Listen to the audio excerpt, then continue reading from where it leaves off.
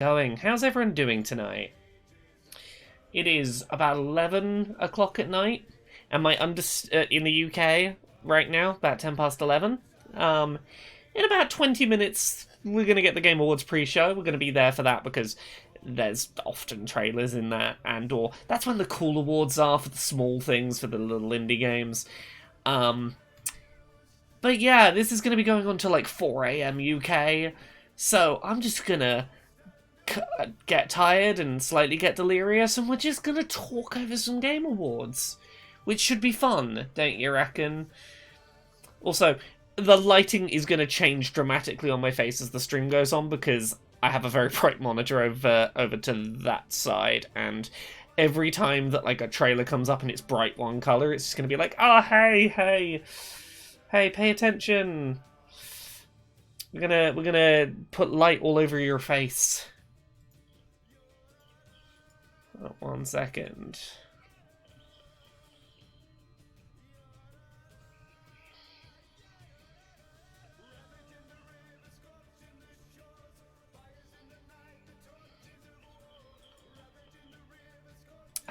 Sorry, I'll check on the chat in a second. I'm managing a couple of things.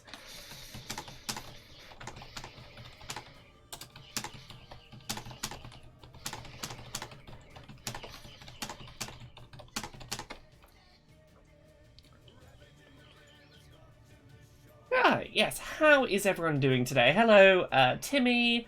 Hello, Laughing CH. Hello, Kantra. Becky says, ooh, help, I'm trapped in a cyberpunk ad. Yeah, there's a lot of those going on right now. Oh, it's that gorgeous trailer for Hades.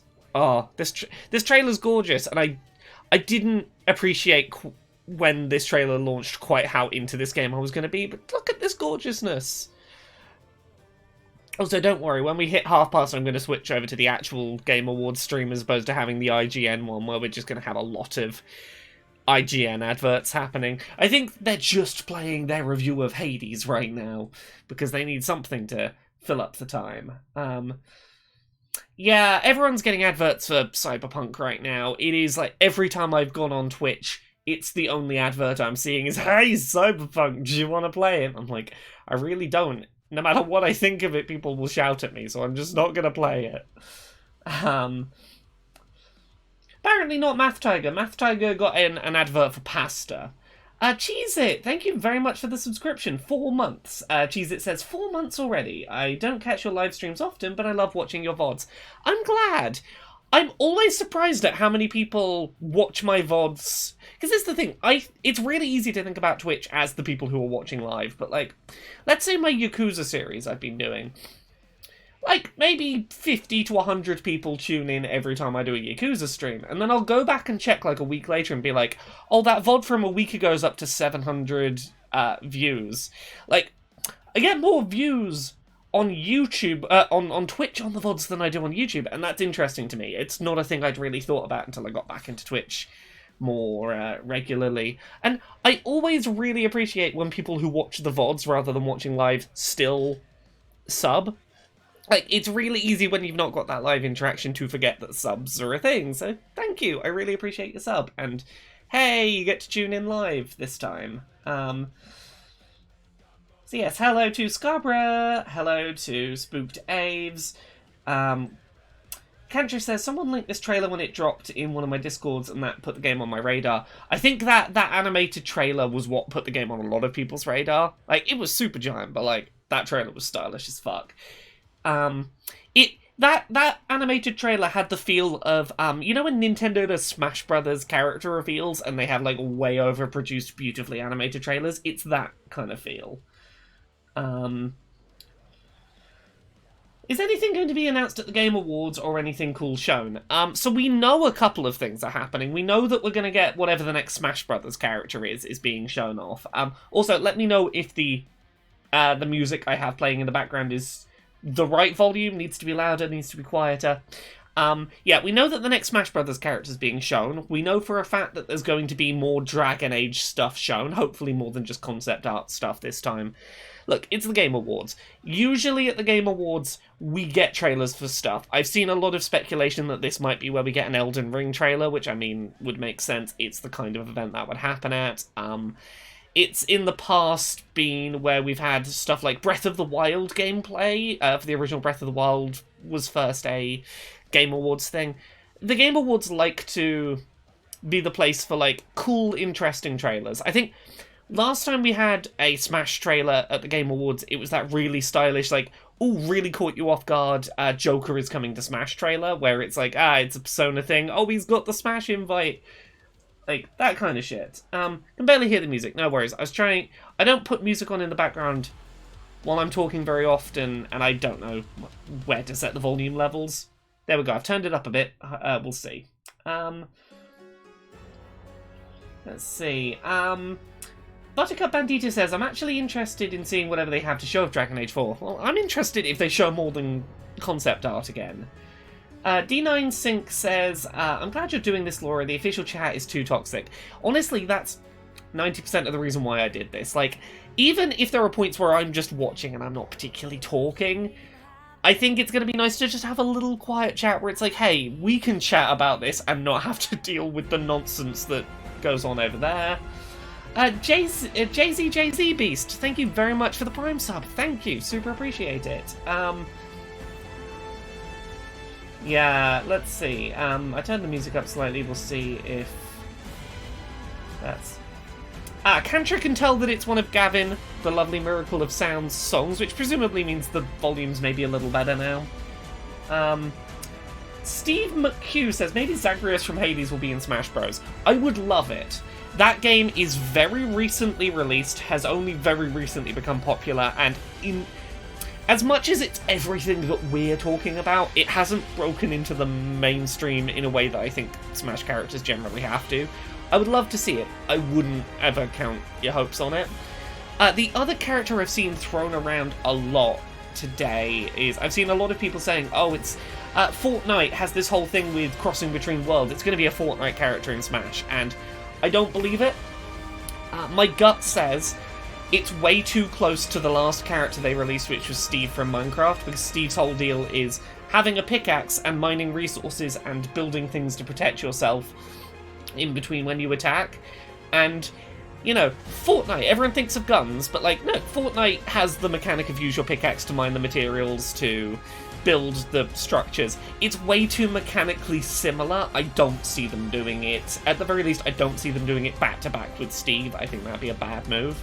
What I think we might see is we might see Fortnite, a Nintendo character coming to Fortnite in the vein of Kratos came to Fortnite recently through this whole warriors traveling through the portal thing they've been talking about.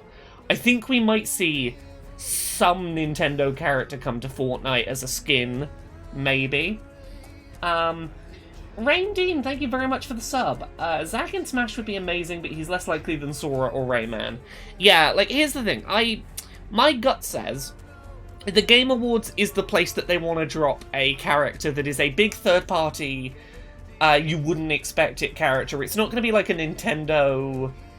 I wouldn't expect this to be a Nintendo character. I would expect that to be whatever comes next. I think the Game Awards is where you do your... I'm not going to say I think it's any of these specifically, but something in the realm of Master Chief or Crash Bandicoot or Rayman or whatever your weird third-party pick where everyone's like, oh my god, everyone in the world knows that character. Didn't fucking expect them in Smash Brothers. This is the place for that. Like, I think this is a trailer for the Wonderful 101 that's just come on screen. If not, it's... No, it isn't. Is it? No, it isn't. It looked very Wonderful 101 colour palette for a second. Yeah, like Wonder Red from Wonderful 101. Wouldn't put it past them eventually being a Smash character. Would not expect them at the Game Awards because not enough fucking people know who they are. Like, that kind of shit. What's my hot gamer Smash hope? I'm still quietly hoping, and I don't think this would be at the Game Awards, but I'm quietly hoping that we at some point get the protagonists of Astral Chain as Smash characters, because I really love the idea of the tethered, auto-attacking two characters. I like the thought of, like, the... How do I word this? The edgy equivalent of Ice Climbers. Because that's what it would be. It would be two characters tethered together doing separate things, but, like, you know, they've got swords and guns and robot dogs and stuff. Like, I want to see the equivalent of how do you make Ice Climbers into a character that edgy teens will play. Also, we have a hype train, apparently, and also hello to everyone. Thank you, everyone, for tuning in. I know this isn't the night I normally stream, and I know that we are streaming a little... I don't often stream, like, actual reactions in real time to these conferences. Yeah, gosh, we're up to, like, 80 people.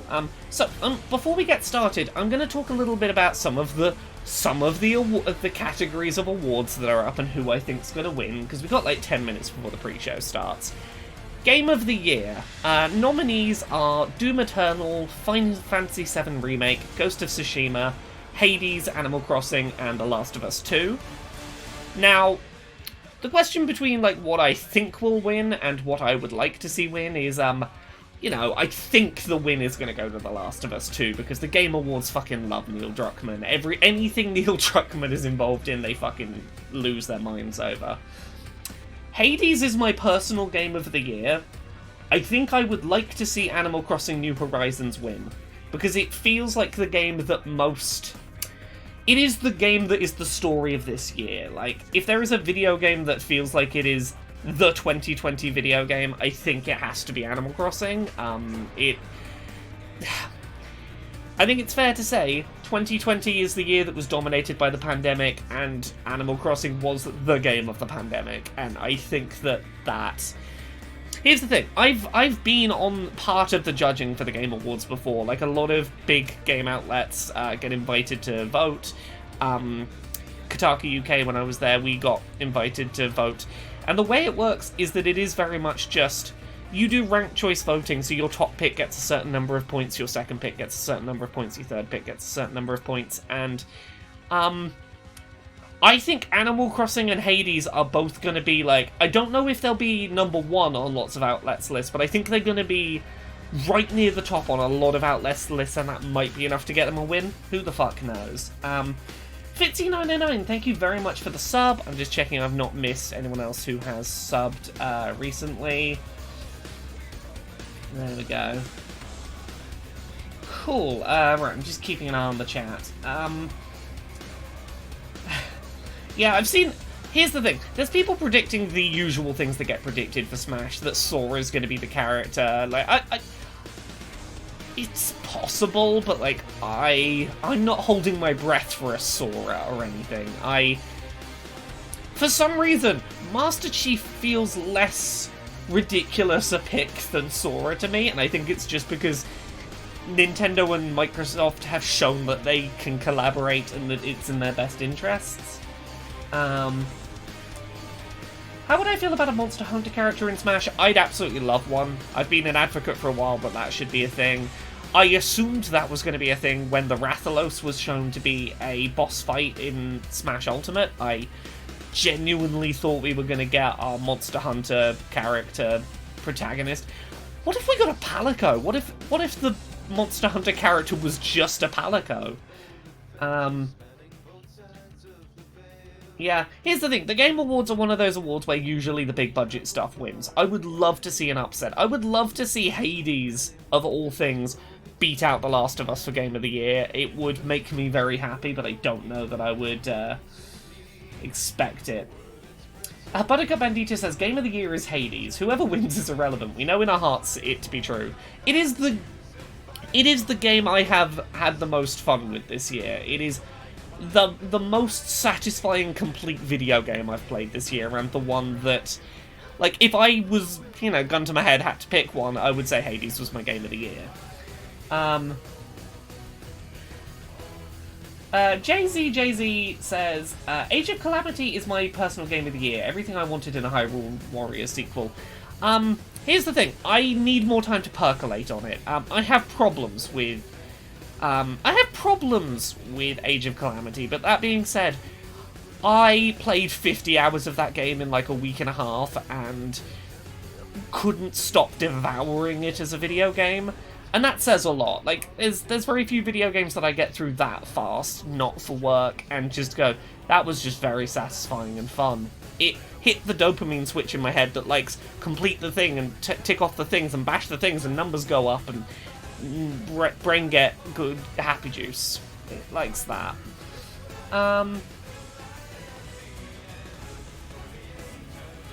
Spike Bad Guy says, "Hey Laura, I don't know if you've talked about the first playthrough thing on Twitch.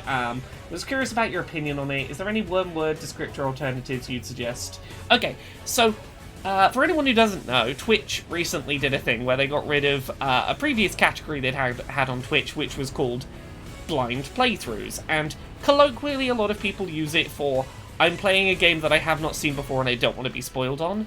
AA547, thank you very much for the sub.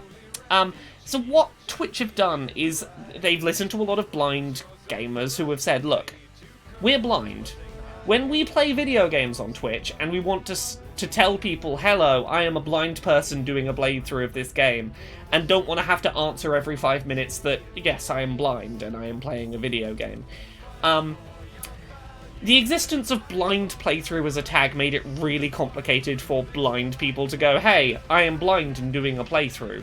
And that is totally fair. It is a very real criticism that has come up for years and years, and Twitch has basically gone, look, there are alternate ways to say that, so fuck it, we'll take out the tag. You can say you're doing a first playthrough, you can tag your thing no spoilers. That's 2 tags instead of 1, but it fixes a problem for the blind community, and honestly, it is no extra effort for me to tag a playthrough as unseen first playthrough, no spoilers. Like, that's not extra work for me, and it makes it easier for gamers who are blind to communicate, I am blind and doing a playthrough. So, yeah, I am happy to take the lead of the blind community and to make a very mild change to the way I tag content. It doesn't inconvenience me. Buttercup Bandito says, Twitch has done a lot of shockingly good rule changes this past week. I'm proud of them for banning the Confederate flag in particular, since that's an easy one for an American company to let slide. Yeah. Twitch did a big update on, like, basically it was a lot of clarifying things. I'm curious to see how well they follow that stuff up. One in particular they added was a very strict, well-defined no stalking clause, and I know someone who has been stalked pretty religiously on Twitch, and Twitch has done nothing about it. And this is like a partnered streamer who just can't seem to get Twitch to do anything about their stalker. So, like, I'm curious if they're adding something explicit to their rules will get them to actually step up and help that person. We'll see. But in theory, a lot of what they've said is very good. Yeah. Alright, let's close that. Okay, right. I think in about a minute and a half we're going to have the actual Game Awards feed come up. So, what I will probably do in a second is briefly go to just my face cam, switch over which feed we're on, and then we'll pull that up. Right, we should continue going through those Game Awards things. So, Best Game Direction. I'm curious what people think about this. Awarded for outstanding creative vision and innovation in game direction and design. Final Fantasy VII Remake, Ghost of Tsushima, Hades, Half-Life Alyx, and The Last of Us Part 2. This is one where I've been thinking a lot the last few days about Half-Life Alyx. It is a game that, like, I don't think it's going to do very well at the Game Awards because so few people have played it because it is a VR exclusive and quite a high-end VR exclusive. Like, you can't play it on the Oculus Quest, for example. That I don't think it's going to get many votes just because a lot of the panelists won't have played it, but I think it's deserving of something, and sorry.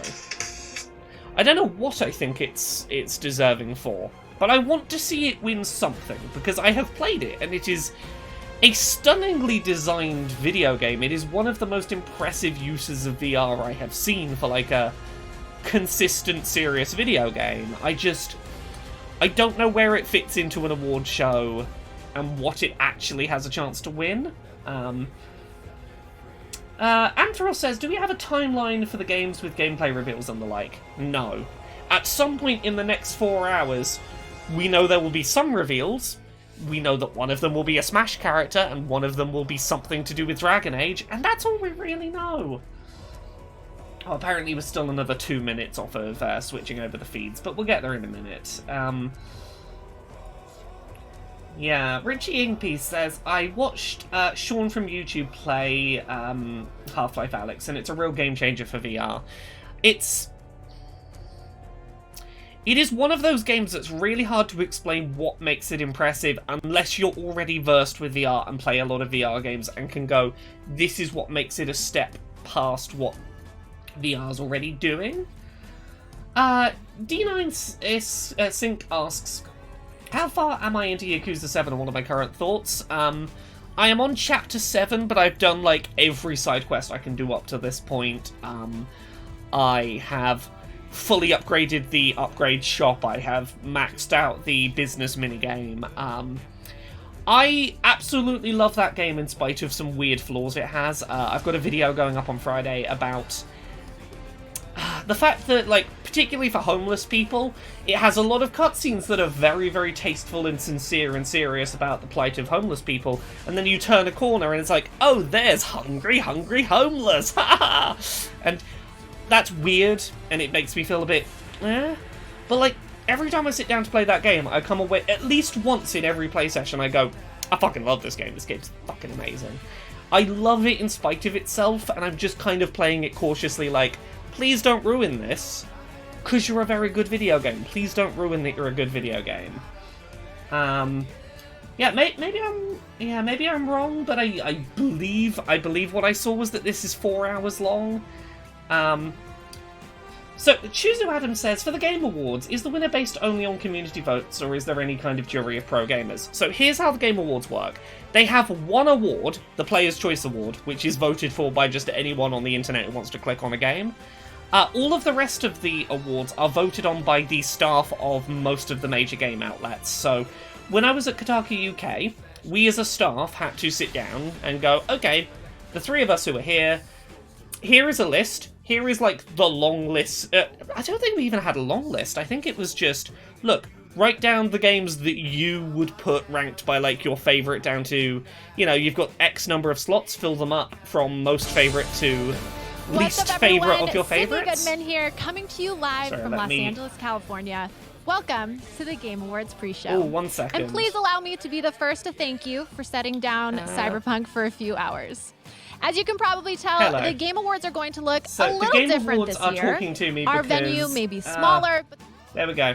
I had the actual Game Awards feed minimized in the background, and then it suddenly started playing, and I wasn't in that tab, and it confused me for a second. Right, let me move this down to here.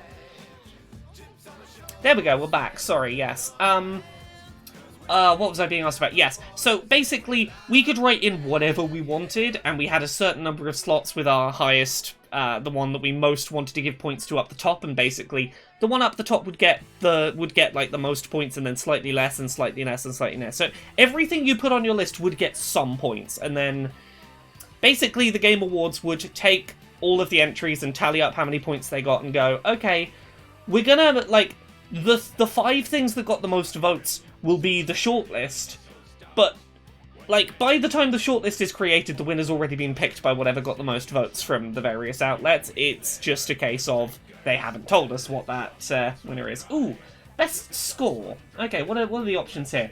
Oh, I want Hades to get this. Come on, Hades. Hades had such a good soundtrack. Oh, Ori and the Will of the Wisps, actually, as well. Come on, don't be one of the big budget ones. Oh, do I have to have this unmuted to find out? このゲームをプレイしてくださった皆さん。 Oh, Final Fantasy VII Remake. Okay, here's the thing. Final Fantasy VII Remake, amazing soundtrack, but also, it was an amazing soundtrack from a couple of decades ago, reorchestrated. I would always rather see something new with its own new good soundtrack win that kind of award. But yeah, so basically, like, most of the awards tonight will be tallied up votes from various outlets who don't know what the other outlets voted for. We just, you know, that's how it goes. Yeah, if someone wants to double-check the length of this, I was told it was 4 hours, and... Oh, we've got a trailer. Okay, I'm going to unmute this. Devolver Digital 2021 Game of the Year Award, sponsored by Devolver Digital. And now, your host, Devolver Digital CEO, Nina Struthers. Oh, I didn't know we were getting Nina Struthers tonight. Yeah! Okay, shush it. So yeah, tonight we are here to celebrate this year's most memorable video games. Let's not overlook the unrelenting hype, not for this, but for next year's as yet to be released games coming at you hot from what many believe to be this industry's most ridiculously overrated publisher. While most of these games are months away from release, we at Devolver Digital are strong proponents of awards for awards' sake. And with that, the nominees for the Devolver Digital 2021 Game of the Year Oh, this is great! Shadow Warrior 3 by Flying Wildhog. Olea by Skeleton So, Crew I love Studio. this idea, but also can I say, by is it Weird. weird that Devolver's Weird West fake by awards Wolfpack. show looks more professional than I Boomerang imagine X the Game by Awards Day. themselves are gonna look? Like, this looks like a And the very winner is proper BAFTA-esque awards show. Loop Hero by developer Four Quarters.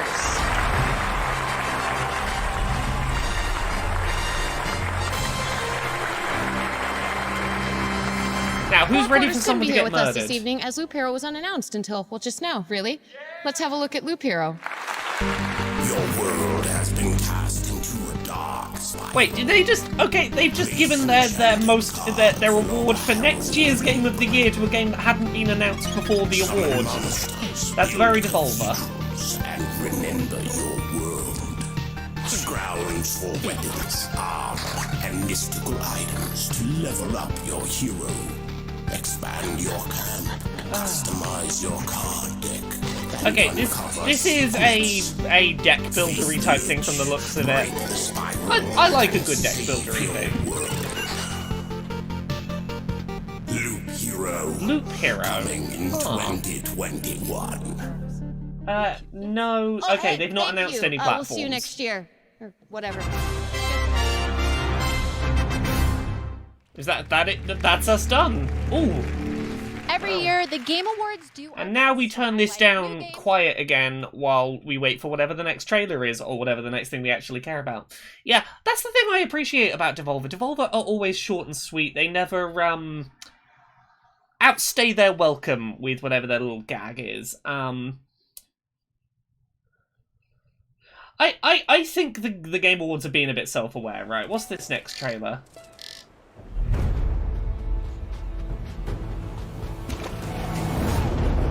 Oh.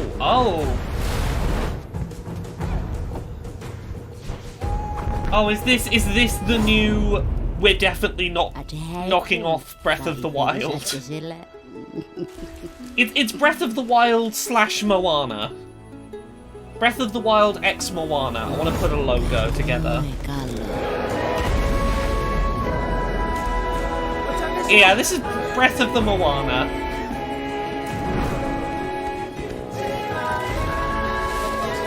I think it looks very pretty. Oh yeah, we got The Last of Us 2 guitar mechanic. Oh, we got the green glowing effect from the Breath of the Wild 2 trailer. Okay, I'm seeing where we're going here. Oh, and the Final Fantasy 15 warping, but you become a coconut? Aha. Did she just warp and become a coconut?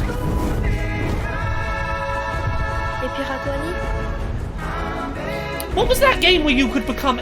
Was it called Everything? That thing where you could become any of the things in the world and, like, it would sort of tumble with very low frames of animation? Chia. Okay, yeah. Okay, I'm up for a game where I can just warp into a coconut and now I'm the coconut. Yeah, she's doing a Cappy. This next award category is for one of gaming's most popular genres, action-adventure. The breadth of what is considered... Action-adventure. It's gotta be Hades, right? Hades is clearly an action-adventure game. And, like, I don't think there's a better action-adventure game this year than Hades. Oh yeah, it's a little bit Prey. Okay, what are our nominees? I've not pre-researched a lot of this.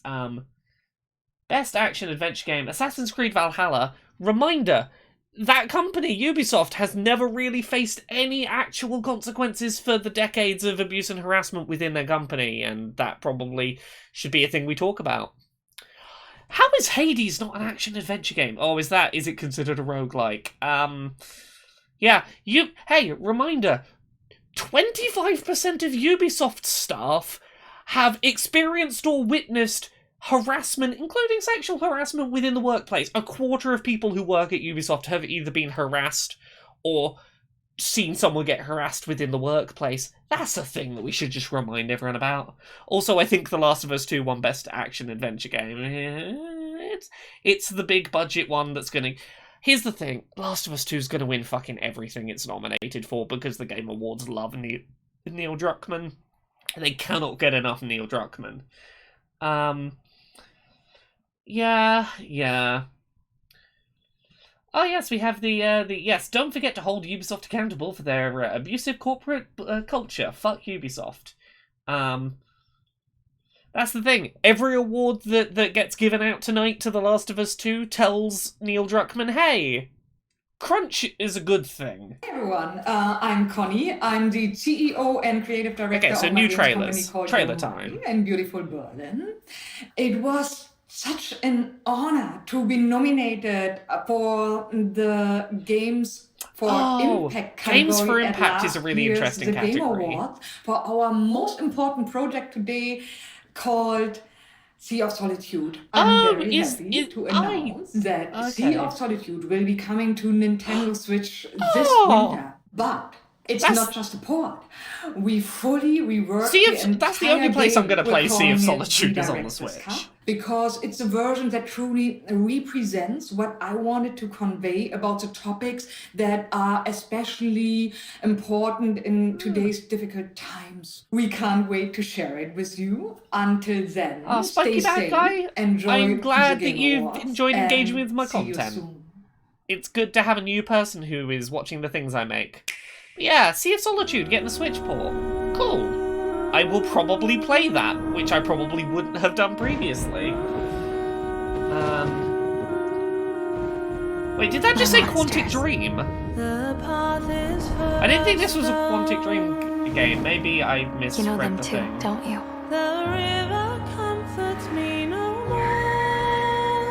They're waiting for us to capsize. Oh, apparently Quantic Dream's publishing this. Drown. Oh. Forget me saying I was going to play this on Switch. We'll face them. Like, this looks very visually We'll chase them interesting. across the I've been solitude. interested in this a while. We'll set sail and we won't stop until we reach safe harbor. Don't worry, we'll together. talk about fucking Quantic Dream in a minute. It's a real shame when a game looks this pretty and, like, I want to play it and it's like, oh, shitty company made it. Damn you, David Cage. Yeah. Mucky Mucks, I hope everyone enjoys the stream tonight, but yeah, it's quarter to midnight and like we've barely even started. Yeah, it wouldn't surprise me if this game is a bit on the nose if David Cage is involved.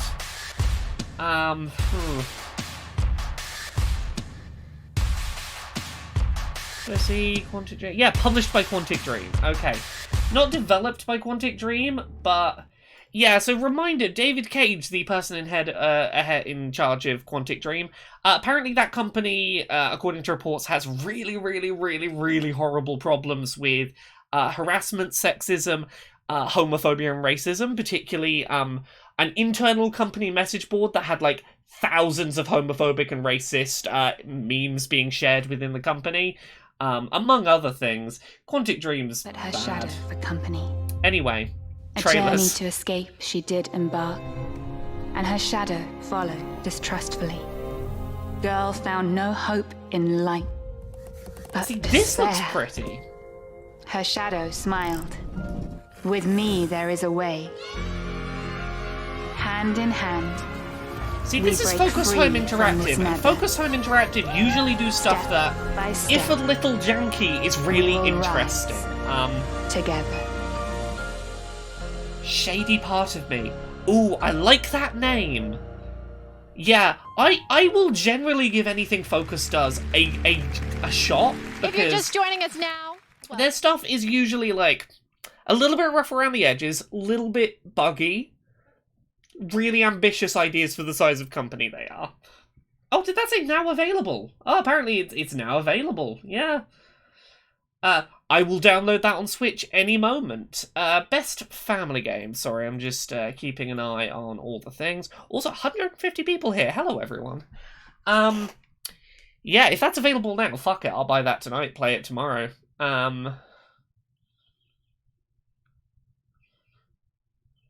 Apparently Focus at some point screwed over a company they worked with. Right, best family game. Animal Crossing, Crash Bandicoot, Fall Guys, Minecraft Dungeons. Okay. Fall Guys, I suspect, might win this. I think Animal Crossing should be the winner. Yeah, oh, I think that's it highlighted. Yeah, Animal Crossing deserves to win that. This has been the year. This is the biggest Animal Crossing has ever been. It lucked out and launched at exactly the right moment it needed to launch to be the thing it was going to be. Yeah, best community support. Apex Legends, Destiny 2, Fall Guys. Fall Guys deserves to win best community support. They have been... Fall Guys community manager is a guy called Oliver Hindle. Goes by Oliver Age 24 online. He is very good at the stuff he does. I found him because he used to do a band called Super Powerless, and then he had a YouTube channel, and then he was Boss's PR person for a while. He's very good at being very funny and engaging with people. He knows how to interact with people very well. Ooh, best debut game. Ooh, Carrion. Oh, I like Carrion. Carrion's good. Roki. And I feel like we've got space for at least one more. Phasmophobia. Okay, Phasmophobia has become like a pretty big hit. Of those, Carrion is, I think, my favourite debut of this year. It was short, it was simple, it had just a few problems, but I had a great time with Carrion. Yeah, Umbra Sage says, good, they're flying through these awards. That's what they do. So, generally for the Game Awards, this first half hour will be, here's a lot of awards that, we just kind of want to fly through really quick. These are the smaller awards. A lot of awards shows do this. Typically with stuff like, say you're watching the Oscars, they'll do a lot of the, like, award for best technical direction from a stage crew, and they'll do a lot of those before the main show starts. This is their equivalent of that. We get a lot of rapid fire. This isn't one of the main awards, but it's an award that we did, so we'll just get it out quick. They'll probably slow down a bit once we get into the bulk of the show. There will be a lot of just people talking about nonsense. Yeah, Phasmophobia is Twitch's golden child right now. It is the game that has, like, sort of slightly superseded. It's taken Among Us' spot as the game that everyone is playing on Twitch. Bionic Ears, thank you very much for the Prime subscription. Super appreciate it. Oh, okay, Slime King Mike in the chat says Paradise Killer was the best debut game of the year anyway. You're really fucking right.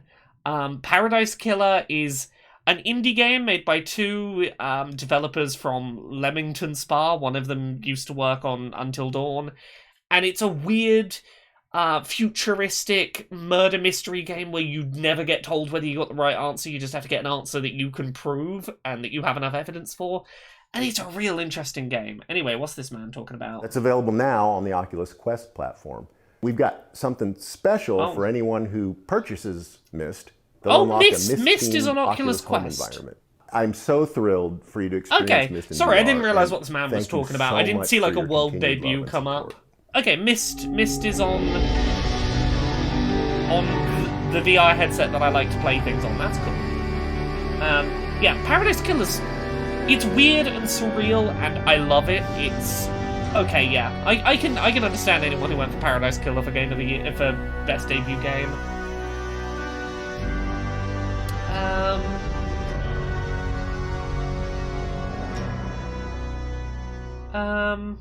Oculus Quest, you can use the original Oculus Quest without a Facebook Welcome account. back It's the to Oculus the Quest Game 2 Awards that you pre-show. need a Facebook account For the first time for. ever, I get to introduce a musical performance now right we've got a here musical in the pre-show. performance.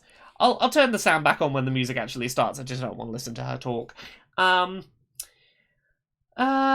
Yeah, Gal Panda, I agree with you. That man who was presenting Myst did look like the American version of Eiji Aonuma, which was a thought I had in my head and hadn't verbalized properly, but yeah, I had the same moment. I don't know who this band are, but like... Oh, this is Persona music, isn't it? Oh. Last Surprise Scramble. Yeah! I'll jam out to this for a couple of minutes.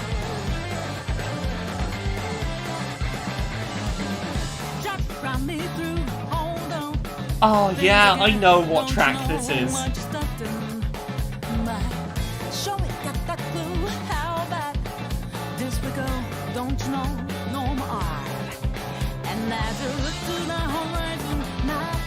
Sorry, I'm just gonna jam out for a minute.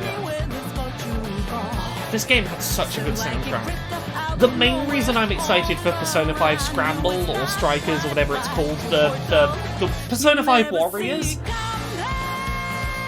is because of the soundtrack. I'm just excited for a Warriors game with this fucking soundtrack. You'll never see it coming. Much like when you're blindfolded at an orgy, you'll never see it coming. Forgive me. I had it in my head and it needed to not be in my head.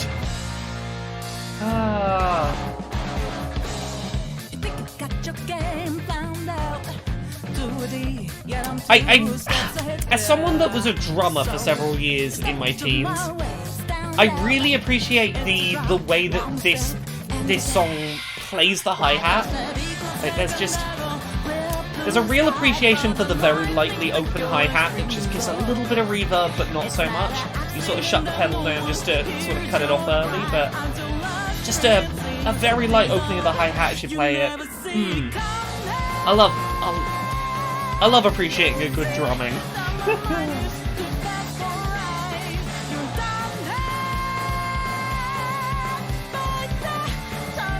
Oh, Echo, don't worry, this stream ain't gonna be nearly as horny as that fucking Yakuza one from the other day. It's not my fault Yakuza gave me a side quest about the man who can't feel pain anymore and just wants some sex pain.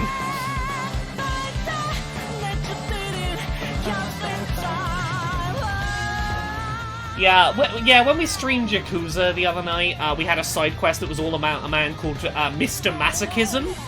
And basically, he likes being hit in a sex way, but he's been hit in a sex way so many times that he can't feel pain anymore. He just wants to find someone who can make him hurt so that he can do an erection. That was the first thing I played on my stream the other night. I was like, oh, hi everyone, I hope you're all chill with this. Yakuza 7 is great. Also, I love this lady. I don't know who you are, singer of this song, but like, she is stylish as fuck. Like, that smile she did at the end there, I'm like, oh, I'll just run off into the night with you, it's cool. TGS, Square Enix officially announced an update to 2010's Nier Replicant, the prequel to Nier Automata. The actual title of this remake was, of course, another sick joke from director Yoko Taro. But the Game Awards pre-show will never turn down a challenge. Tonight, I am both happy and unafraid to introduce the gameplay debut for Nier Replicant version 1.22.474487.139. Quickly, D9 sync. Persona 5 tried to make that homophobic scene less homophobic, and unintentionally made it homophobic in different ways. Like, it didn't really fix it. Oh, hey. Nier Replicant looking pretty fucking cool. I apologize for the low resolution on this footage. I will try, as soon as this ends, I'll try knocking up my quality settings slightly.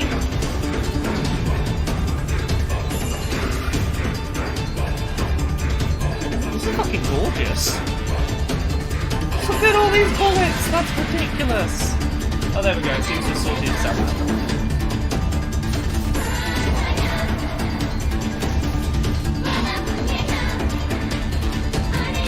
I need to put the game rate up. Available 23rd of April? Oh, that's not that far off. It's been a special night already, and now I get to share with you another 1080p. Game Awards first, the world premiere of a new band. You heard me correctly.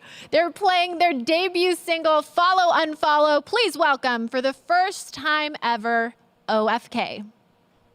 Is this a video game thing? Why are we getting a band? Is this a video game thing? Okay, yeah. What's that game that has all of the 3D characters that sing songs?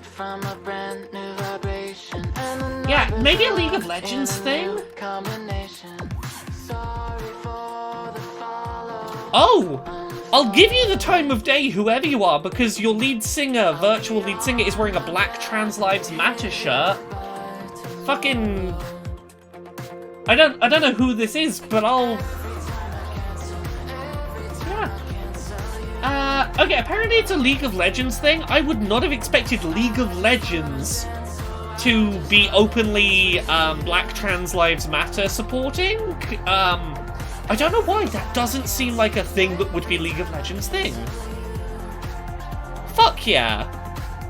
Did not expect to tune into the Game Awards tonight and see that t-shirt. Well done, League of Legends, if that's what this is. Or someone... Okay, maybe it's not LOL. People in the chat are saying it's not. People are arguing about whether or not it's LOL. Someone suggested it was going to be No Straight Roads, and I was like, nah, this is way too good production value for No Straight Roads.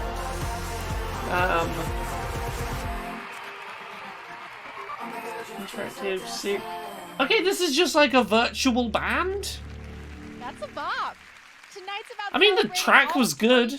Hey. Best in the world of gaming. Black Trans Lives Matter. Without honoring esports. Yeah, I'm assuming that wasn't a League of Legends thing, despite what some of the chat was saying. Of the 30 different... I enjoy a good virtual band. I love gorillas as a thing. I love virtual bands being a thing. Call in some help to get through them all. We'll see. Here we go. Okay, we got another award. What's our next award? Best esports game. Oh, I don't know my esports. Will I have played any of these? Let's find out. I have played Fortnite in the past, so I will say Fortnite. Fortnite's not going to win, but... yeah. Okay, yeah, definitely not League of Legends, because here's the thing, I don't play enough League of Legends to recognise what's a League of Legends character. Oh, Best Esports Coach. I have heard of none of these. I'm going to say Grabs. He didn't grabs that award. Or she or they. They did not grabs that award. Best Esports Event. Oh, they're really fucking rattling through the esports, huh? Zonic was one of the options, and Melty Kit has said Sonic the Zedgezog. The Overwatch, I've played that. Overwatch finale. And it's... League of Legends again. Okay, I will tell you the only engagement I have with League of Legends. There is a League of Legends board game called League of Legends Mechs vs. Minions. It is an engine builder. It is a wave-based engine builder with like a campaign. Mechs vs. Minions is really cool. Gab Panda says, did you, Jim, and Conrad draw straws to determine who got to stream the awards? I'm streaming the awards. I don't bloody know why. The last couple of days, I've been very excited about book stuff, and I needed to work on something that wasn't the book and staring at Twitter waiting for people to get their copies of the book so I could retweet it and go, someone got my book. So I decided to cover the Game Awards because this will keep me up late, and then I'll be sleepy tomorrow, and then I won't spend all day obsessing over, do people like my new book? To legitimize esports as something equal. Oh. Alright, sorry. They're doing their thing. When every major sports league in the nation shut down, esports just kept on going. With that being said, I'll say this much. All of the esports athletes nominated are without question more determined, more tenacious, and definitely win more than anybody on the Dallas Cowboys. D9 Sync, yeah, I allow links, so feel free to share a link in the chat if you've got it there. Showmaker. Kenyon. Shotzi. Shotzi can win. Zywoo. Go Shotzi, whoever you are. I hope you're not one of the bad ones that are offensive. Showmaker. Oh, Shotzi didn't win. Apparently, whoever I guess in the esports categories they lose, I shouldn't. I am a death knell to your esports career. If I go, oh, you can win this one, you're gonna fucking not win the award. I don't know who these shouty men are about to begin. Stephen A. Smith. Oh, apparently the awards are about to begin, according to her. Well, main show begins, and it's got something. Apparently the show hasn't all been use a happening little the more last of. half hour. Dragons fighting dragons. Here's Sentry, Age of Ashes. Yeah, we were doing the awards, but those were like the fake beginner awards. These are the real awards / trailers. Playwing. I don't know if I know anything Playwing have done. But they said dragons fighting dragons, so I'm kind of on board.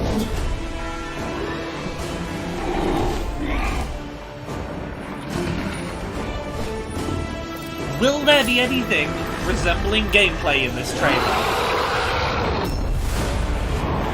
Oh, okay, that's a something resembling gameplay. Is this like when you play like space shooters, but it's a dragon? Because if so, I'm actually kind of into this. Oh shit. Please tell me this is... If this has a single-player campaign, I will 100% like be into this. Yeah, this is Panzer Dragoon. If you were fighting, yeah, but aerial dogfighting. Okay, they're saying sign up for the beta, which I think probably means it's multiplayer only, but that did look pretty hype. And with that, it means I'm about to sign off and hand it over to Jeff. Look forward to performances from Eddie Vedder and the London Philharmonic Orchestra, who will be playing the traditional Game of the Year medley, as well as a special surprise. I love surprises. There will be world premieres from Fall Guys, Dragon Age, Super Smash Bros. Ultimate, Among Us, huge surprises, little surprises, and of course, awards for the greatest games of 2020. Little bunnies. This is Sydney Goodman signing off. I got little bunny The Game slippers. Awards start right now. I have like multiple pairs because I found one place that had slippers in my huge foot size. It's like, there. Let's get all of the slippers. Right. Yeah, bunny slippers are the best. They're adorable. Yeah, the Devolver Awards looked more like an actual awards show than this. This is awards show made by Razer RGB keyboards. You know, this year, of course, will be a little bit different. Yeah, apparently something Among Us is getting announced tonight. I know, and normally with the holiday season, we'd all be gathering with our friends and family, and I know that can't happen for all of us, but tonight we can gather here and connect around games, something that we all love. Games connect us. Gotta give him a minute to do his Los Angeles, whether you're watching live right now in China early in the morning, in Europe, America, my native Canada, wherever you are, even in India this year, all over the globe, we are coming Mr. Video Games Man, is Jeff Keighley Canadian? I did not know that. Now, to keep everyone safe tonight, Big ups to Canada, where half of my country are from. All over the world. You can see them there. Hi, half of my They're all family are from from their Canada. homes and their studios. China, Europe, Los Angeles, all far of my and dad's wide. side of the family are from all like these guys Edmonton, joining us tonight as we get through all the awards live in the show. We're going to be joined also by some very special guests. Keanu Reeves, Gal Gadot, of course, Brie Keanu Larson, Reeves Tom is going to Holland, be here. Christopher Nolan, John David Washington, the Swedish Chef, Reggie, and more. And we also have Reggie a very Fils-Aimé is going to special be here performance tonight. by Eddie Vedder from Pearl Jam. He will be in Seattle, and the London Philharmonic Orchestra. So if you've not played The Last of Us 2, spoiler, there's a Pearl Jam song that plays at some point toward the end of it. We've got Of course Pearl Jam are playing this event because Jeff Keighley fucking loves anything Neil Druckmann does. And what I love about this show is the entire industry comes together. Yeah, no idea. Games. Everyone is here. Or at least I thought everyone was here. It does sound like we're still expecting someone else to arrive. Ooh, Persona 5 Strikers pre-orders just went live and they put the Steam page up. Nice! Oh, are we starting with Smash? This is earlier than I thought we would get Smash. Okay, last chance to guess. Is it going to be Halo Master Chief, man? Don't think it's going to be Crash Bandicoot with this kind of setting. Maybe Fortnite. I don't think they're going to do Fortnite back-to-back with Steve, but...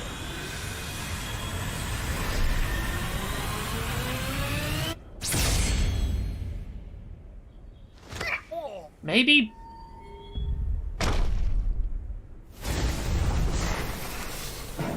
What the fuck just slashed... Sephiroth? Fucking hell!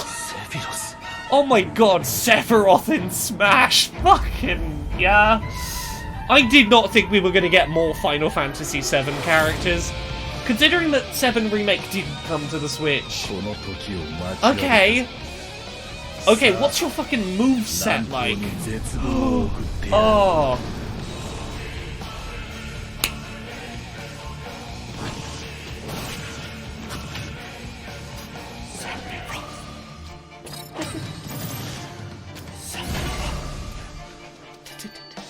That's a fucking long sword you've got there, friend. Oh. Okay, that's a cool stage you got there, friend.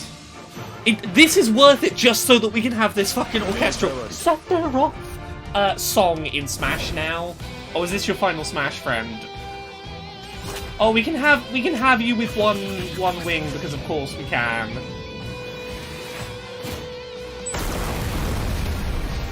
I want to understand your move set, Sephiroth.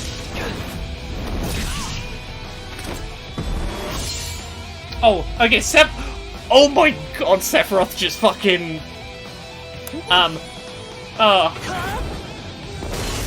won't say what he just did, but he did that thing that he do. Are we... This is amazing! This is a great start, I'm having a good time.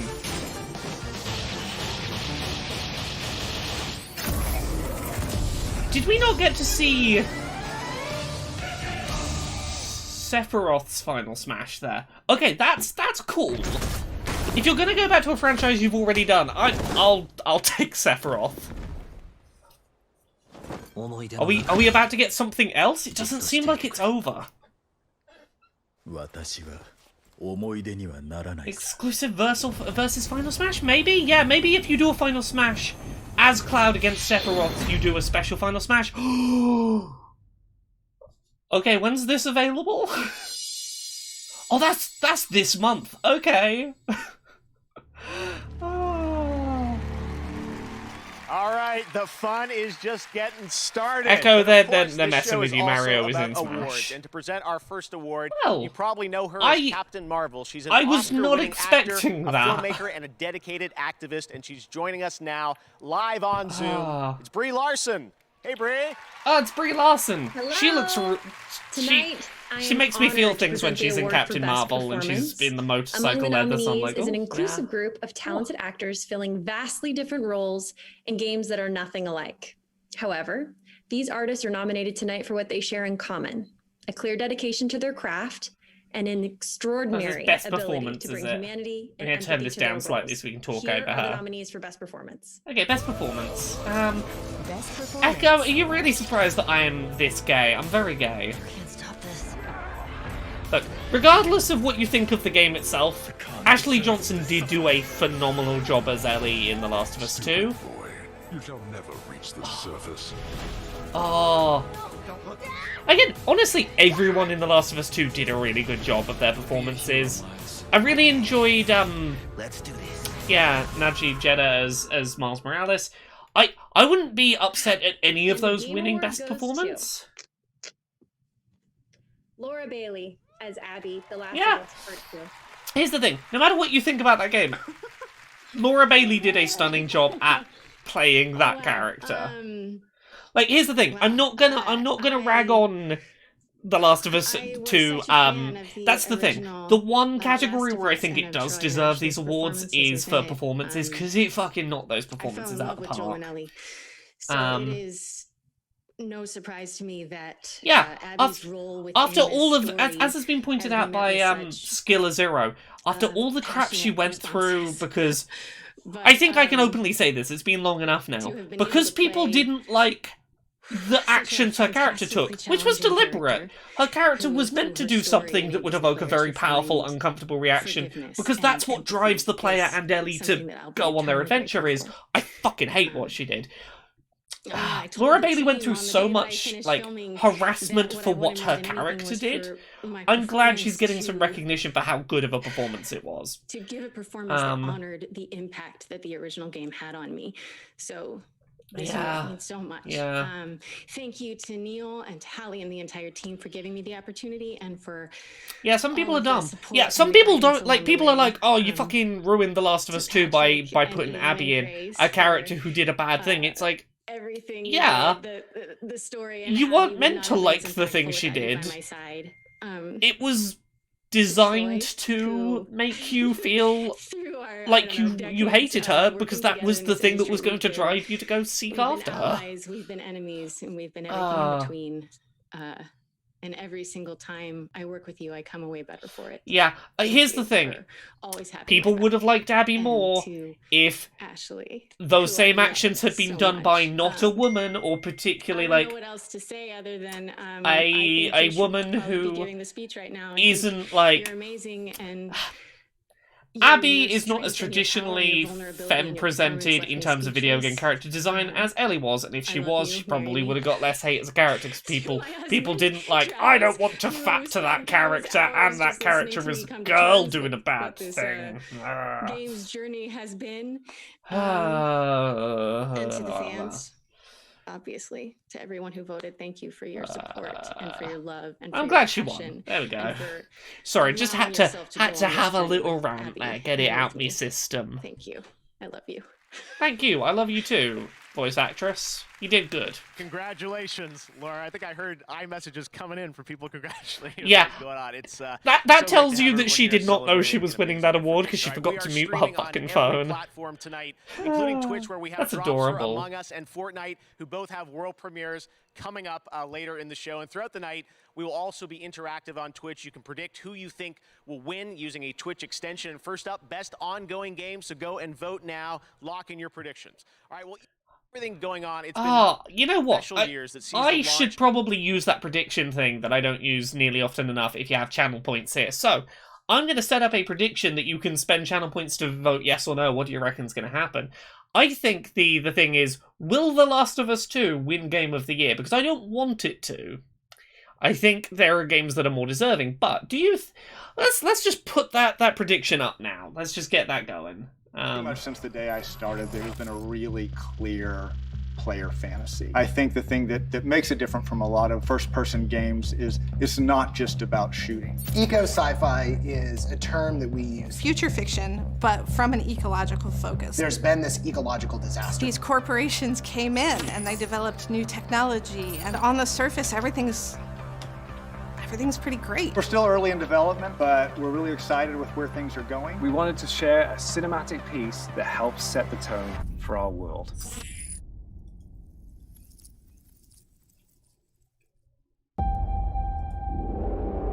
Ooh, the initiative. Okay, I've put the prediction live. You can vote using channel points to go, hey, do you think... this is not a quality thing of whether it should or shouldn't. Do you think it will win, The Last of Us 2 will win Game of the Year or not? I'm curious where people lie on this. I don't know how I feel about it, so we'll see. Oh god, we're up to 52,000 channel points on no already, I think.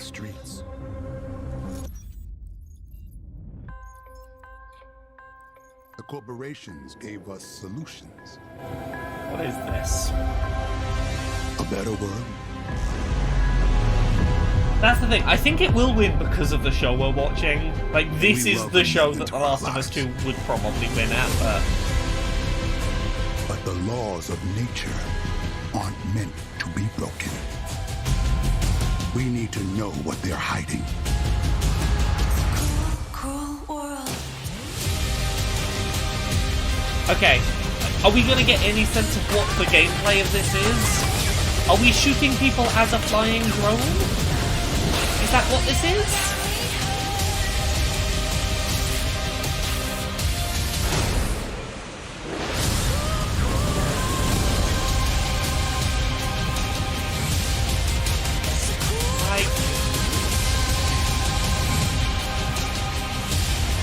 This is making me motion sick. Is this the gameplay? Did you find the answers you were looking for, Agent Dark? Not yet. Oh, I like her design. This is just the beginning. Who are you? Ha! Ha! Did not expect we would get a new Perfect Dark tonight. Yeah. Yeah, apparently there was a leak that we were getting a new Perfect Dark. Was there anything else in that leak? If chat could let me know. I knew there was a Perfect Dark leak going around. I don't know if there was any more specifics or if it was connected to any other games. Check it out. Yeah, apparently it's going to be a gritty reboot, according to people. Yeah.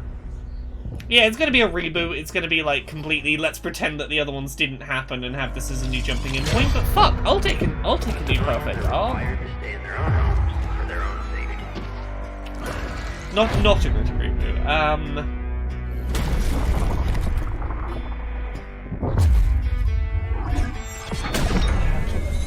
What is this going to be? What kind of zombie game is this? Honestly, every zombie game looks like every other fucking zombie game to me. I never know what is what.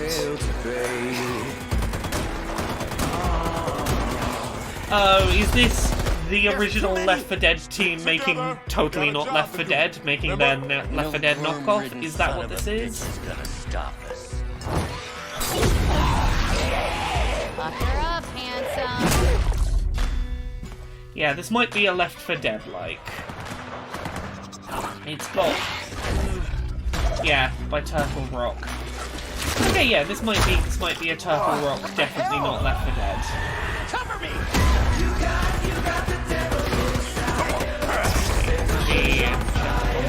Also, hey! Hi everyone who's watching along tonight.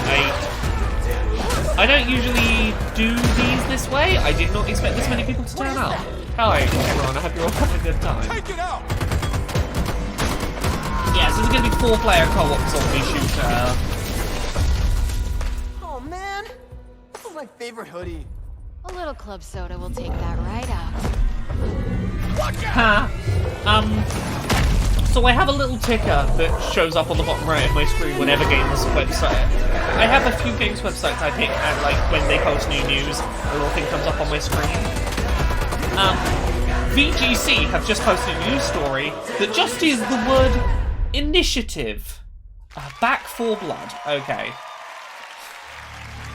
Yeah, I assume it was meant to be the initiative is working on and I'm now joined by Chris Ashton of Turtle Rock Studios. This is pretty exciting for all us Left 4 Dead fans. Of course, you guys are known for all the amazing work Left 4 Dead, and now you're building building on the legacy with this new zombie co-op. Okay, so it's the Left 4 Dead people. What's new? Yeah. What can you tell us about it, Chris?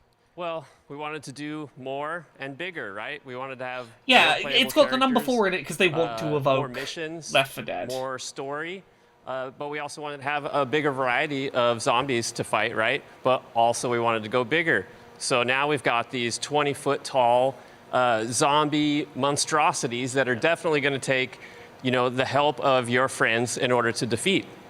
All right, well, it's great to have this game announced, but it sounds like... In the politest way possible, this man looks like watching, right? what I imagine every game developer looks like. Cool, but, in my head, every game developer has long hair and a goatee, and I don't know why that is the case, but if you told me draw a game developer, this man is what I would draw. Oh, we're getting gameplay, okay. He does have a little bit of a Shaggy from Scooby-Doo look to him.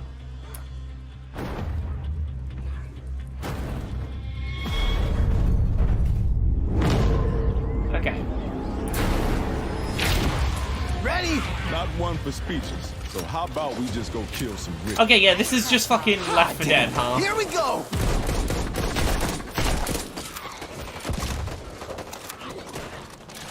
I mean, it looks pretty nice.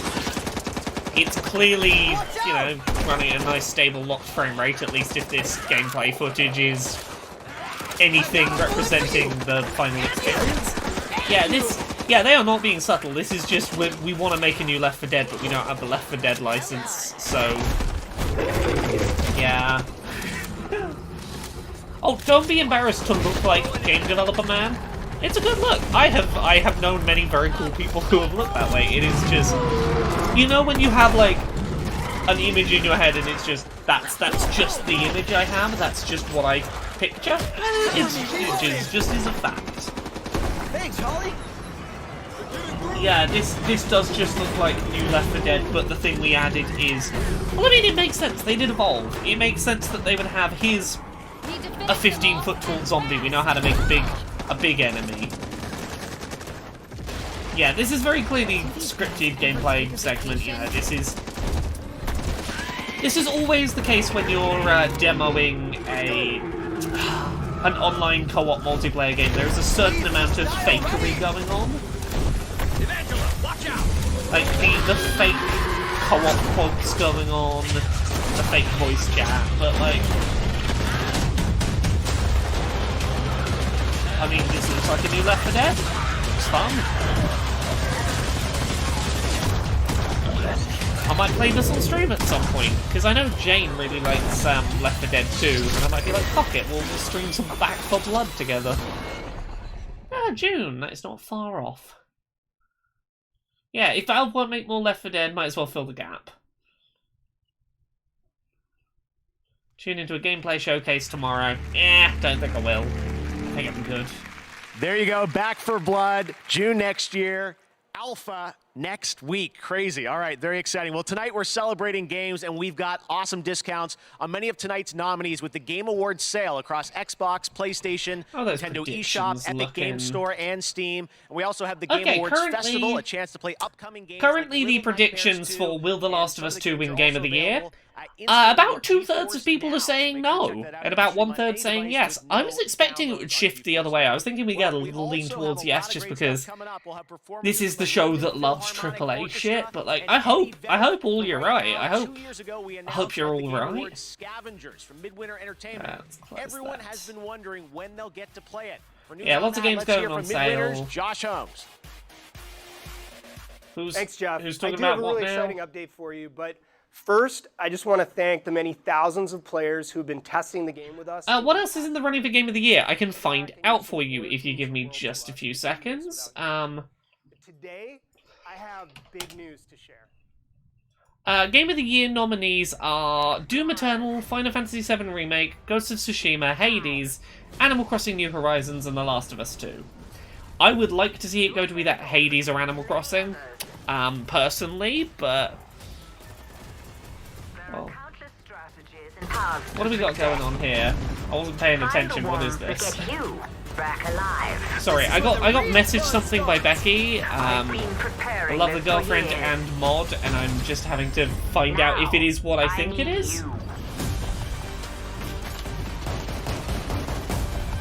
Keep up, if you can see me. I need to find out what it is I've just been sent before I get excited about it and talk about it in the chat, because I've been sent a thing. Everything is in place. Let me phone somewhere where I can see them get. Now. When I get messages, I can see what I've received. Cool. Scavengers. All right, so there Maybe you have Ghost it. of Tsushima the would PC get closed it. beta for I don't Scavengers starts right now. Oh, if you're part of our there's a community, you can play with demo your for a existing team. Frostpunk, But we're also opening up Frostpunk Royale. 50,000 slots for new players. So go to playscavengers. Look, yeah, here's the thing. Animal Crossing New Horizons, I have problems with it. It is not a perfect game by any means. I have a big list of things that I would change about it, but I cannot deny that it is the game that really, like, it fucking gripped me, and it kept me and my friends communicating, and it was the game I needed at the time I needed it, and I think... Here's the thing. Outside of gamers TM, it is, like, the game that... The mainstream game that blew up most, like, it fucking sold so many copies, and, like, it got people who I would not have expected to move up to a next-gen console to go, you know what, fuck it, yeah, I'll get a Switch just so I can play Animal Crossing with my friends. And it was really nice to be able to play Animal Crossing with all my friends. Sorry, this is something else by Sumo Digital and Focus.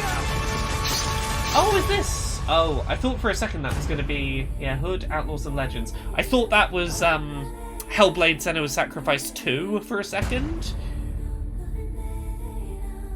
Okay, this is Robin Hood Battle Royale or something. Oh, indie shit. Okay, tell me about some indie shit.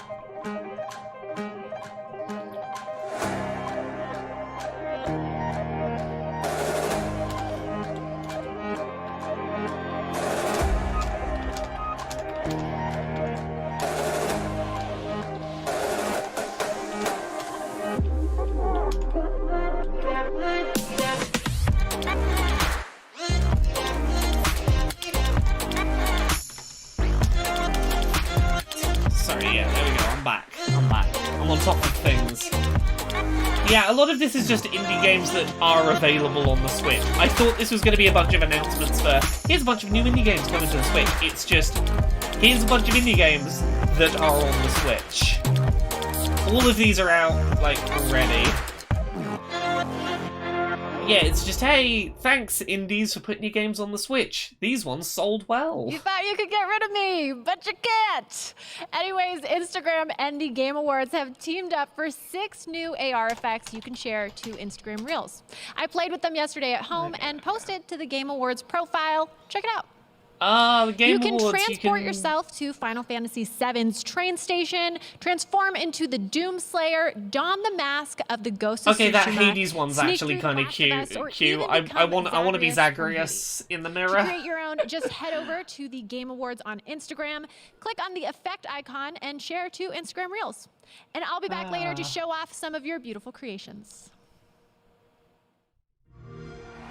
Okay. Well, okay, is this just going to be sizzle reel of games that... Oh, okay, no, this is the thing they added to Forza Horizon 4 today. You can have the car from Cyberpunk in Forza. And you know what? I played quite a lot of Forza Horizon 4 while reviewing the Series X. Here's the thing, I have less than 0 interest in Cyberpunk, but that's a cool car design that I would like to zoom around in. It's a cool looking car, I can't deny that. If I can drive around in that car and not actually play Cyberpunk, sure. There you go, Forza, Cross, Cyberpunk, and later Keanu Reeves, Johnny Silverhand himself, will be joining us to present the Best Direction Award, so stay tuned for that. But welcome back. Now, coming up next, we're going to present the Best Ongoing Game I thought we Award were in the about to just get a sizzle community. reel of, like, Thinks here's old Fortnite games is gonna that you can play on the with 47% Xbox. of the votes. Well, let's find out the Twitch community is right. We're going to present the Best Ongoing Best Game. ongoing which game. recognizes This is 5 outstanding Fall titles Guys that is. continue to deliver for fans. I want Fall Guys Here to get are the this. nominees. Fall Guys has been good this year. I don't know if Fall Guys is up for this award, but Best Ongoing Game.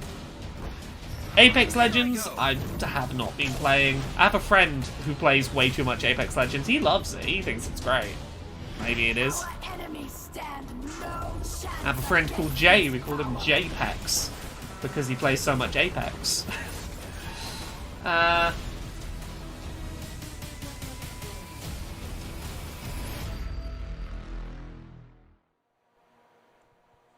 All right, well, now it's time to reveal the winner. The nominees are joining us here. Hi, guys. All right, here we go. Who's going to win a thing? Probably... The Game Award goes to No Man's Sky. Okay, you know what? No Man's Sky kind of deserves this, and I'm not going to praise No Man's Sky for getting its shit together years after release. It should have been the game it is now at launch, but I cannot deny that that game undersold based on performance, and it would have been the easiest thing in the world to just leave it out to dry and to walk off, and they have very clearly like made a huge effort to turn the game into what people expected of it and fix people's disappointment. I can't blame. I understand this getting the win. Hello Games have clearly put a fucking lot of work into getting No Man's Sky up to scratch. Doesn't mean I'm gonna go back and play it, because I honestly... It's very hard for me to bring up the will to go back and play a game after I've done it the once and gone, I feel like I've seen it. I typically don't want to go back to it, but, like, I respect the hell out of what they did, I guess. You know, like, I wish it was good in the first place, but good on them for not just doing an anthem and going, oops, we're off to the next thing. You know.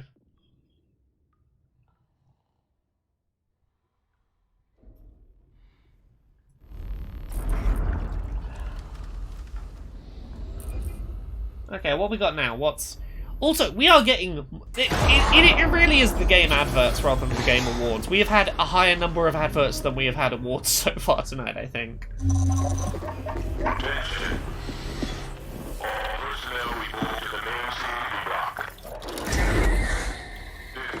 Could this be Dead Space? Hey man, get up.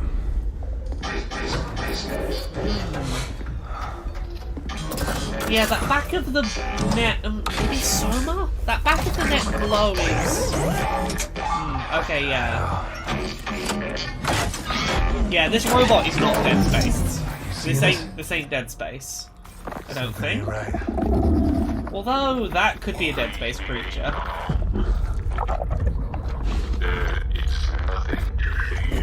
Oh, it's Slick Hydrobot! The Razor Man!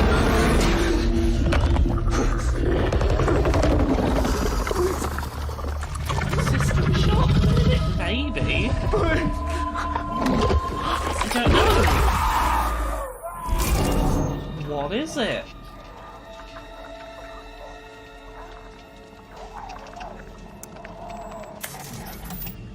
This is Black Irons to transport ship Charon. You are cleared for landing.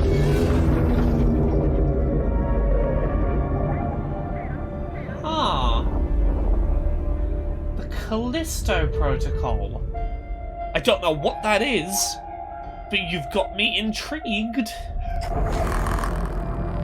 I don't know if Striking Distance Studios have done anything I've heard of. If anyone can, like, Google that and let me know if they've done anything before that would make us trust their track record. I'm feeling some Dead Space vibes, and there's little wonder why. You know him from his work on Dead Space and Call of Duty. Here's the CEO of Striking Distance Studios, Glenn Schofield. Hey, Glenn. Okay, so it's a guy who worked on Dead Space. Is making a new thing. New IP from a Dead Space man. Over a year and a half with a team of Okay. New IP from a Dead Space man. That would explain why it looked so fucking Dead Space at the start there. New studio from ex-Visceral and ex-Insomniac. It's the company's first game. It's a spiritual successor to Dead Space. For PC and consoles. Yeah, new IP. Okay. To be able to show it here tonight. Okay, this is literally the guy who came up with Dead Space. This is his new thing. Okay, cool. Warhammer 40K Dark Tide is a 4-player co-op game from Fat Shark, the developers behind Warhammer. Oh, Warhammer.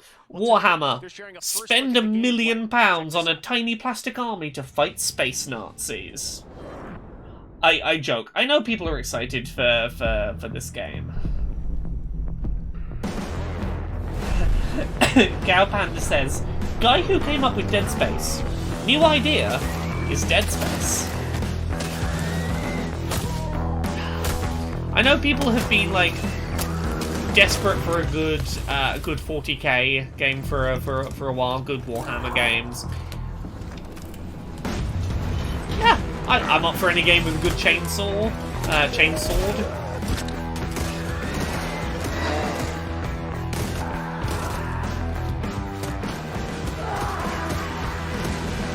Space Marines. Vermin. Yeah.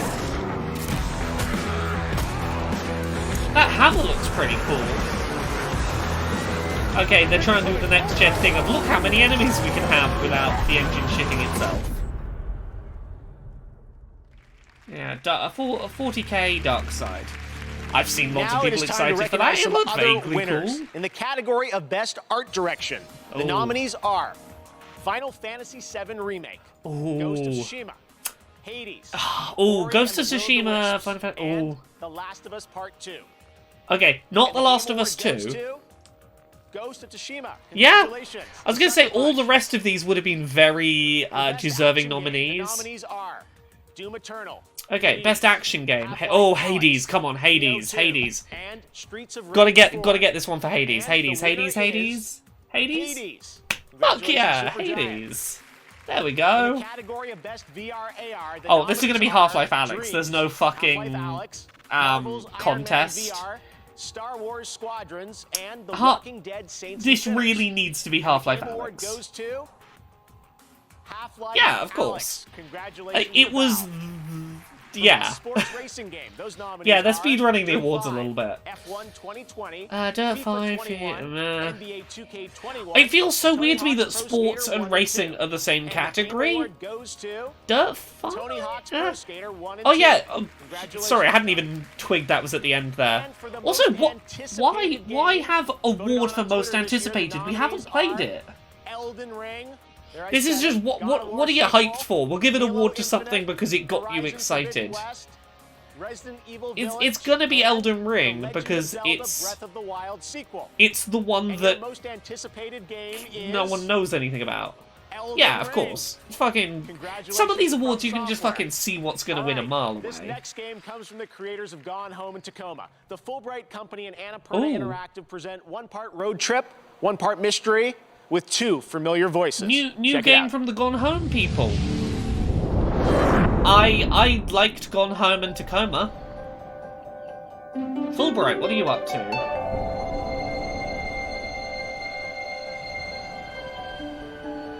My name is Tess Devine, and the world is passing me. Oh yeah, and the Sayonara Wild Hearts people. I guess as I get a little older, I'm starting to feel how things change. They decline Yeah, and go Annapurna away. and Fulbright. That's how it was with my grandma.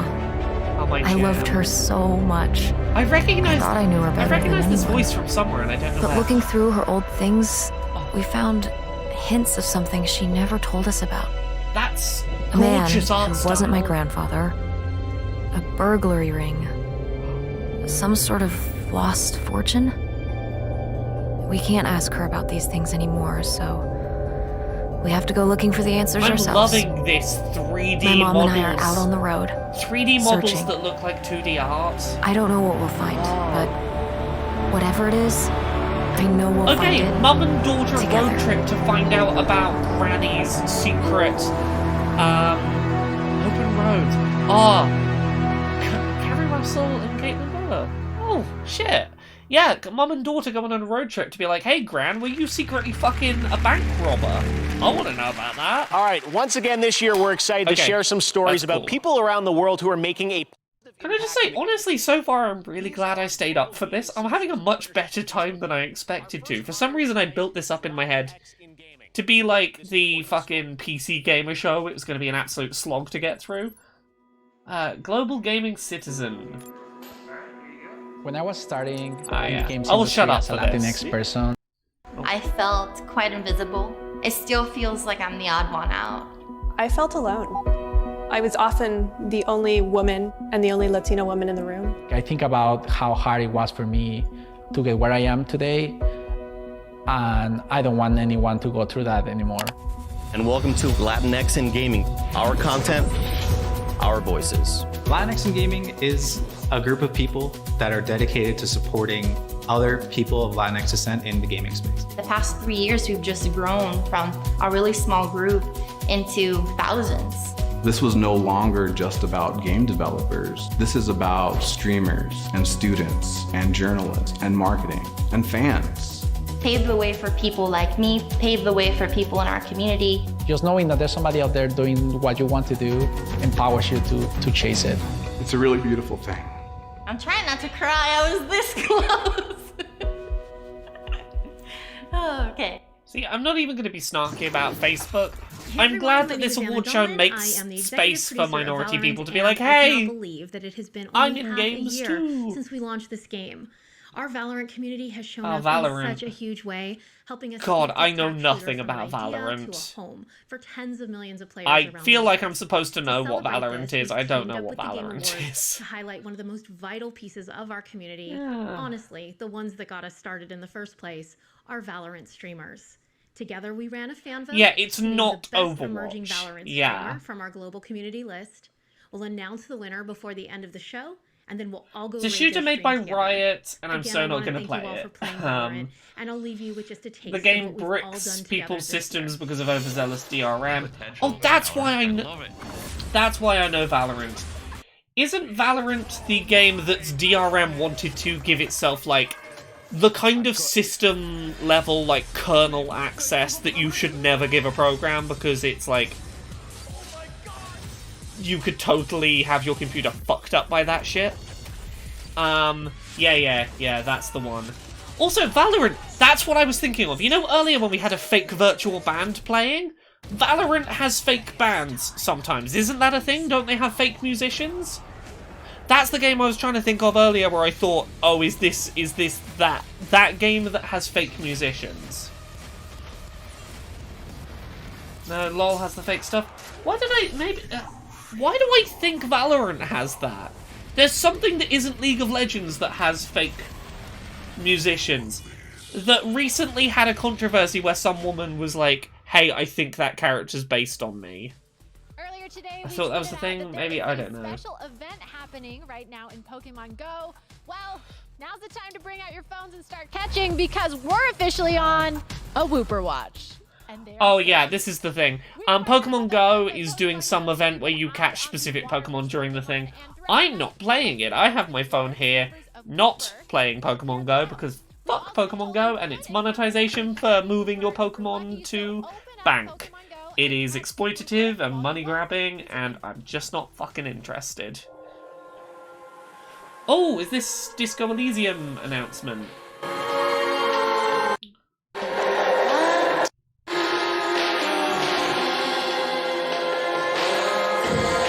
Get up, detective.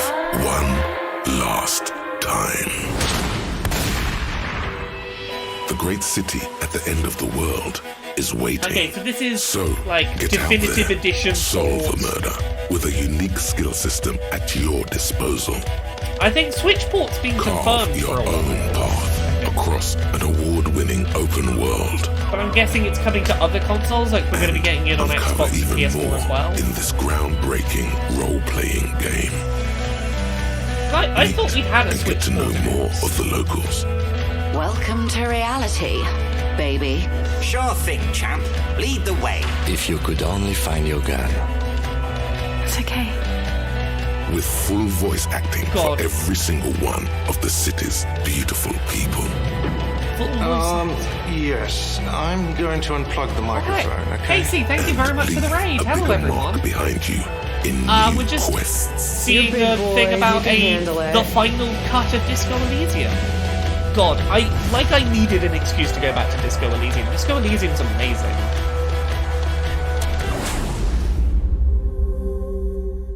Sorry, we'll turn the sound back down. Enjoy the definitive edition of this hit RPG, Disco Elysium, the final cut. A free upgrade for all players. Okay, no matter what you're playing on, you get that as a free upgrade. It's coming to PS4 and PS5. I need to Google this. I'm sure a Switch port of Disco Elysium was announced. I thought that was a thing already. But yeah, free upgrades, so you'll just get bonus content. Cool. Hope this has controller support for the PC version. Here's the thing. If you've got console ports, there's no reason... If you've got console ports, there's no reason not to give your PC version controller support because you've done the legwork for it already. All right. Well, now we're going to talk about BioWare's Dragon Age franchise. It is known for Okay. its story and its Yeah. characters. And right now, the team at BioWare wanted to give you Oh, this is Dragon a Age sneak time. preview of what to Okay, expect in Dragon the next Age game time. and where it will take us. Enjoy. Oh, sorry, one sec.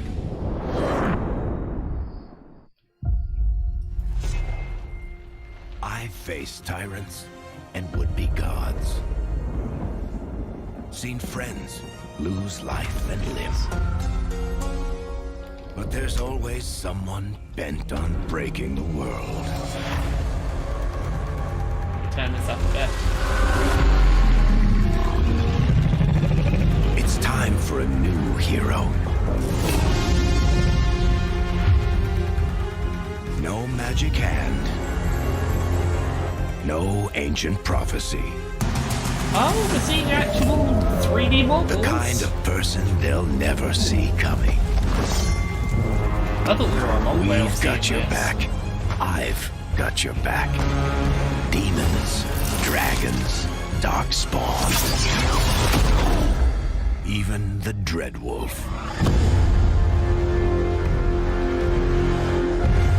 Oh hey, it's Baldy Boy. This is your story.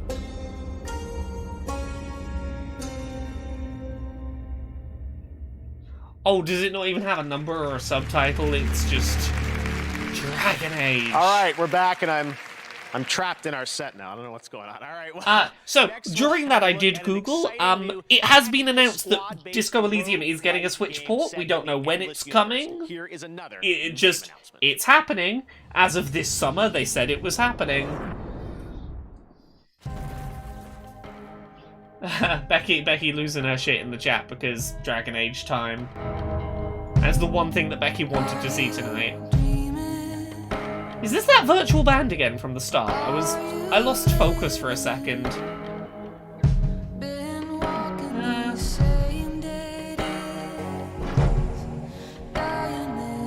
Yeah, this is very pretty.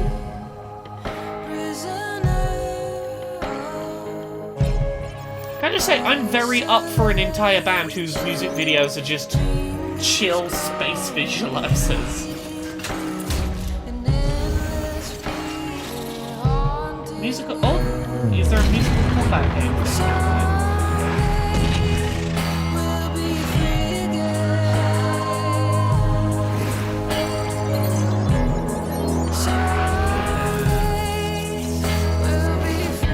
What are you? I love the color palette and the cell shading. Really nice look.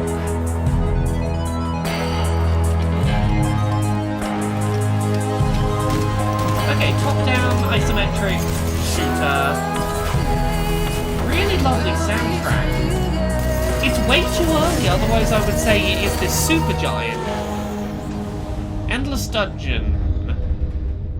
Yeah, it's got real vibes of, like, something that...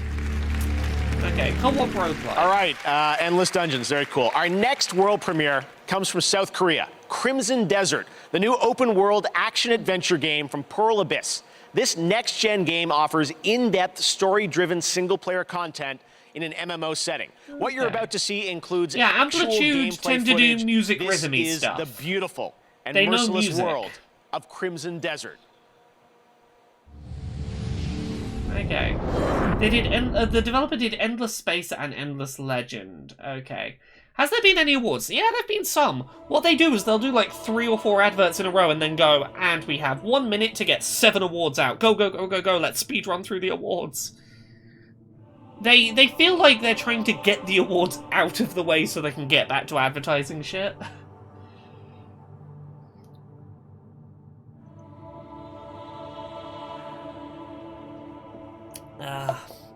Gotta pour myself a drink again in a second.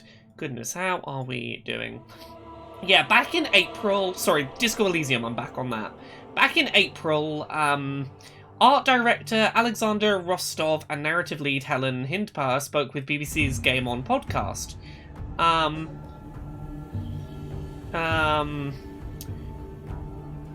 This interview I'm doing with you, the BBC, at this very moment is interrupting me from writing up design documentation for the user interface and input systems for the Switch port of Disco Elysium. Development on the port will happen soon. Okay, it's getting the Switch port at some point one day, eventually. Also, hello to the almost 200 people we've got around. How is everyone doing? Again, I was unsure whether I was going to do this stream tonight because I did not know whether people would show up. This is gorgeous. I'm loving this. I'm a real sucker for dry leaves blowing in the wind in video games.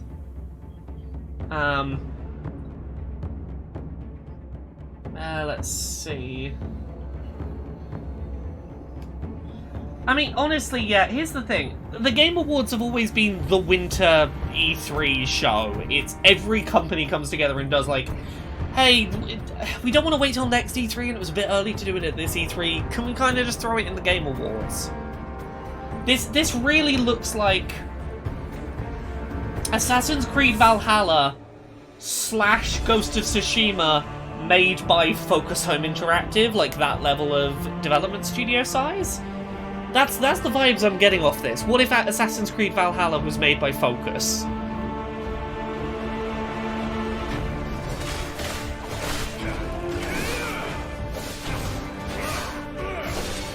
That is a lot of motion blur happening. Yeah. What if Assassin's Creed Valhalla was trying to have Ghost of Tsushima's, like, combat style? It looks... Is this an MMO, is it? Yeah, this...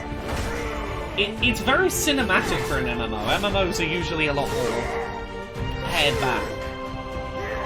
Crimson Desert. Yeah.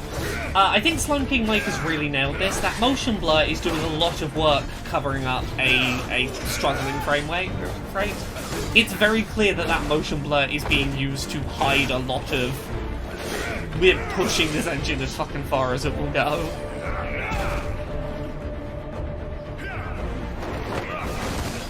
Yeah, like, you can see it in some of those, like, slam the enemy to the ground attacks. You can see the frame rate, like, having a rough time. But, like, this... It's ambitious, I'll give it that. Yeah.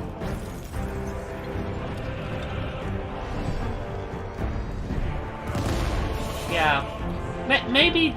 Ooh, that frame rate is struggling.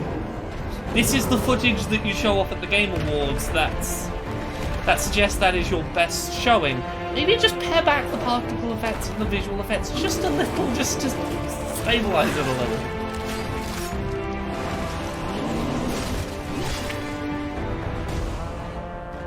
Like, there are certain shots in here where I'm like, look, if I'm you, game developer, I would really recommend just don't use that shot.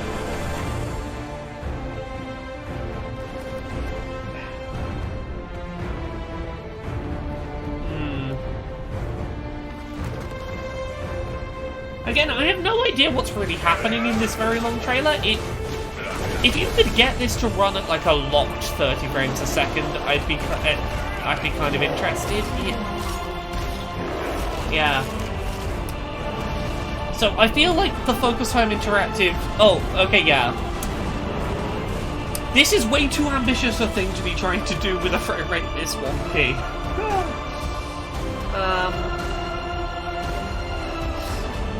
God. Yeah, I said Focus Home Interactive right at the start of this, and ambitious potentially beyond what you're actually capable of as a developer is very Focus Home Interactive. Crimson Desert, yeah. Apparently that's an MMO. I don't know how that's an MMO. Get all the latest news. Yeah, huh. Django says, feels like they just went, what if we made a game entirely out of tech demos? South Korea, that's fantastic. Crimson Desert. All right, now to present our next award. He joined me in Fortnite earlier this year, the star of Tenet, John David Washington. Yes, Casey, an MMO. Hey, Jeff, thanks for inviting me to the Game Awards. Hey, As you John. know, Christopher Nolan's latest film, Tenet, I played a character called the protagonist. Very literally named narrative, and I thought that was a cool name for a character. I never watched Tenet. I did not know that Christopher Nolan had named the protagonist the protagonist. Very well done, Nolan. I hope you gave yourself a big bonus that day, big pat on the back. And so, these are the nominees for Best Narrative. Oh, Best Narrative, okay. The Last of Us 2 is definitely going to be up for it. Oh, please be Hades. I want Hades to get Best Narrative. It did such a clever job of how it told its narrative. This is the Game Awards, though, so it's going to get won by The Last of Us 2, I'm pretty certain. Final Fantasy VII Remake. Here's the thing, I wouldn't be upset if Final Fantasy VII Remake 13 Sentinels. I need to talk about 13 Sentinels. People have been sleeping on it. It's legitimately fascinating. The Last of Us Part 2. Okay, yeah, of course it went to The Last of Us Part 2. It's the big budget AAA video game that has Neil Druckmann attached to it. So, yeah, I've been trying to get through... Okay, I've been playing Aegis Rim 13 Sentinels in my own time. I've deliberately not been talking about it because I kind of just want it to be a game I can play in my own time and not stress about hitting a deadline on. Every now and then I just need a game that's like that. That being said, I've gotten to a point in it where I'm like, fuck, I need to talk about this. You know Nier Automata? And when everyone was like, oh shit, this is doing some really fascinating stuff with how it's telling its narrative? Yeah, Aegis Rim is comparable. And I need to talk about it at some point. Yeah, 13 Sentinels is a thing. Yep. I don't know exactly how to talk about it. It's fascinating. It's unique. They're joining us all the way from his kitchen. It's the Swedish Chef. Chef, are you there? Swedish Chef. The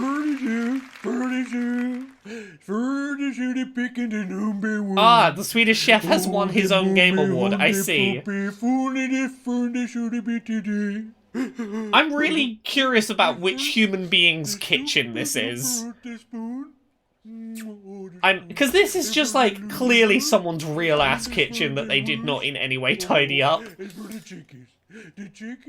And that's a human hand. To cut you off, and you're looking sharp in that tux, by the way. My Swedish, it's a little rusty, but... Oh yeah, of course, as Inspector says, it's obviously the Swedish Chef's kitchen. Thank you for the shooty Cuban de Frugi, and for taking all the shooty Frugi from the scene. I've never twigged Chef, that the Swedish Chef has human hands. That's never clicked in my head. A game award. That trophy you've got, honestly, it kind of looks like leftovers. Anyways, you're supposed to be sharing an announcement here about a co-op game. The Coop? No, a co-op game, like a fun, cool new game with a playable character named Swedish Chef. Me? For the Play-Doh? Yes, that is why you're here for a world premiere. Is this that Aardman / BBC? No. Okay. Is this Overcooked getting Swedish Chef? Okay. Okay, that's kind of a cute idea. Okay. Yeah, I don't like his human hands. How have I never noticed his human hands before? I don't like his human hands. What do you think, Chef? Later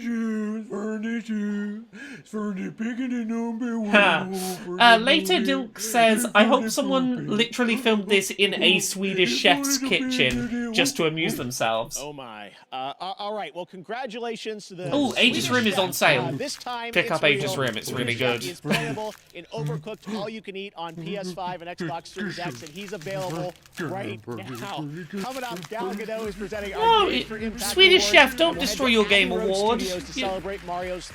If you destroy your game award, we have to see your human hands. Philharmonic Orchestra. But right now, let's hear from Dr. Lupo about a new initiative at the Game Awards. Okay, Future so, Class. Hey y'all, I'm Dr. Lupo. I haven't been talking about this previously in the stream, but, oh, sorry, yeah, I'm gonna shut up for this and let this pioneers who represent the bright, bold, and inclusive future of video games. This is a really cool thing. It's basically like, hey, here's an award for a bunch of creators who are, like, the games future have really of changed my life, to be honest games. with you. My name is Royce Payne. I'm a senior computer science major at Morehouse College, and I'm currently playing on the Morehouse Maroon Tiger gaming team. So, a fifth of the people that got nominated for this were people in accessibility in games, which is wonderful. I think of the 50 nominees, 10 of them were accessibility advocates, which is wonderful. Of HBCUs who have different passionate gamers who want to compete against one another. We played against some good competition so far. Just being able to really break into that space and open the door for others to come behind me, that's huge for me. Oh, I thought we were going to go through all of them. Oh, hi everyone. I hope you're enjoying the Game Awards. I'm Alana Pierce, coming at you live from my mansion. As someone with a chronic respiratory illness, I've had to find some unique ways to deal with the 2020 situation. Like maybe I go for a swim in my Olympic-sized that's not Olympic. The Olympic one is indoors, so But I know that there are some people out there watching this that are Buttercup depending on things like Cypher of vaping Tear to try to calm got themselves down. nominated. It got However, one the high levels of these nicotine spots. that you can be inhaling can actually worsen your anxiety and just kind of fight against is this an the anti-smoking mental health ad? battle that is Alana, one this second. year. Not that I would know, because, you know. But that doesn't mean I'm not trying to look out for you. For those of you who are looking to quit vaping, which I hope you are, This Is Quitting is a free text-based program with a free built-in support system. Text Game Awards to 88709 This is now. Alana Pierce's 2-page spread in Things I Learned from Maria's Butt. She wrote all these words about Solid Snake's ass getting nerfed. Okay, yeah, so someone pointed out to me in the Twitch chat, and I feel like I need to point it out to all of you so that all of you understand. Jeff Keighley is wearing a suit with a pair of white trainers, and after it got... I never looked at his feet, but now it's been pointed out to me, I can't unsee it when he's on screen, and it looks really bad. Don't do that, Jeff. It's a bad idea. I want that Mario music back. I want Bowser to be a furry. I know it's Bowser's Fury, but Bowser's two furry. game developers coming together to make an Unreal franchise. Tonight, they're teaming up again for this epic game store world reveal, which you can play right now.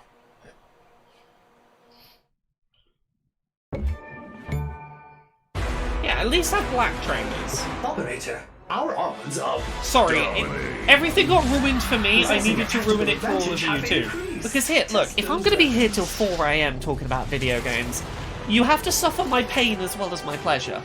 You know, the things that I love, sure, I'll share those with you, but the things that at 1 in the morning, God, only 25% of the way into this, that are annoying me, you're going to have to suffer through them with me. Sorry, let's keep an eye on the various feeds. Casualties are enormous. Your progress... Ooh, someone was saying they hoped there was a physical version of Disco Elysium on PS4 and PS5. I've just had an email from I Am 8-Bit.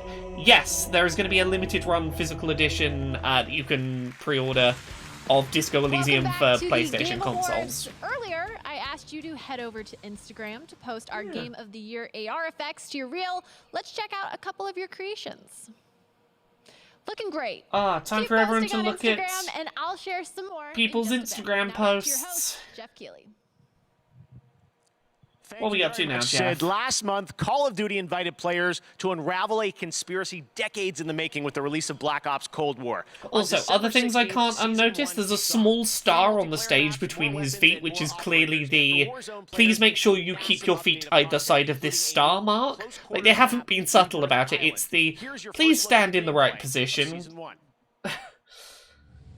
Okay, so it's Call of Duty Cold War, which I really don't care about. So, this is a good point for us to just, like, chat the shit and talk about whatever we want to talk about. How are you all doing? How are you feeling an hour and a half into this? Yeah, better than chalk. At least it's not, like, wiping off the floor, I suppose. Kick Dash says, I'm tired, it's UK time. Yeah, same, big mood.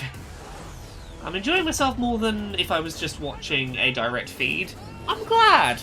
Look, here's the thing. Usually what I like to do is I will watch the stream by itself and then later do like a recap stream. But I mean, honestly, the reason why I used to do it that way is because not a lot of people tuned in when I did them live, and it was a chance for me to do something when there wasn't other competition and to, you know, go into a bit more depth, look over trailers a bit more in depth. But this has been really fun tonight, and we've had the numbers of people that sort of need to be here for this to be a thing I do, so hell yeah.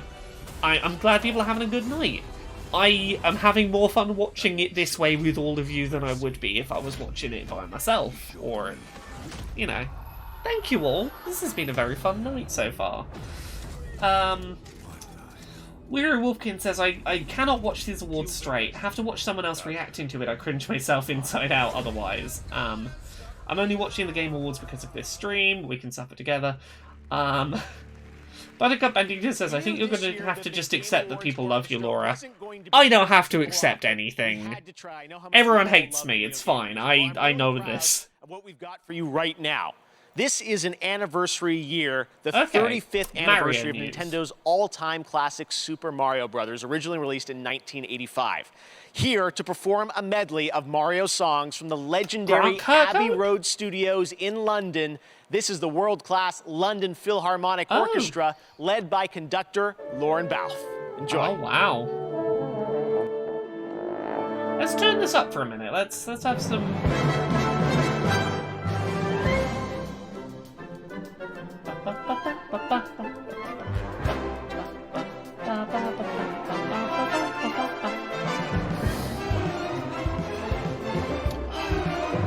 The London Philharmonic are very talented and seem to very much enjoy doing video gaming music stuff. I'm pretty sure it was the London Philharmonic that I saw do the Zelda Symphony Orchestra when it came on tour.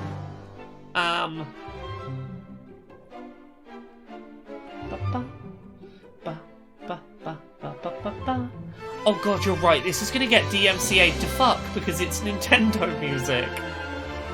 Oh no!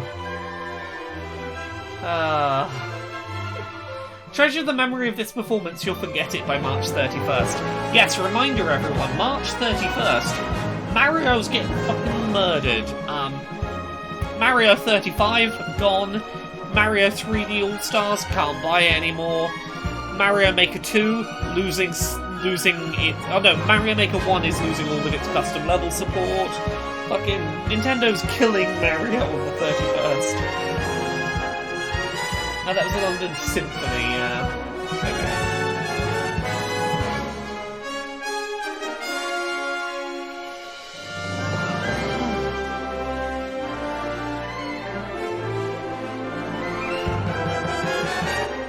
I was very lucky for the Zelda 25th Anniversary Symphony Tour when it came to London, in that I'd purchased tickets and then I ended up hearing from a PR person who was like, yeah, if you're going to cover it for work, come sit in the nice seats. I got to sit, I think fourth row, a centre on the fourth row. I was surrounded by, business people in suits who clearly were, Nintendo executive types, and I was just there hi, it's me and my girlfriend. Hi. That kind of makes everything better, doesn't it? Wow. Thank you to Lauren and the London Philharmonic. They'll be back again later in the show. Okay, and we're going to get more of them later. Too. So lots of shows still to come.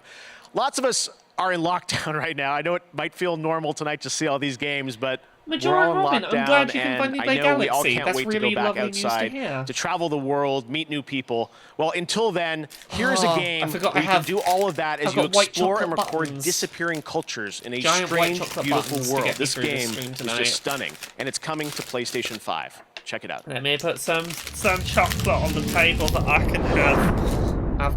I've got sugary sweet waffles. The stream just got better. I remembered I have sweets. Okay, this looks really gorgeous. What is this?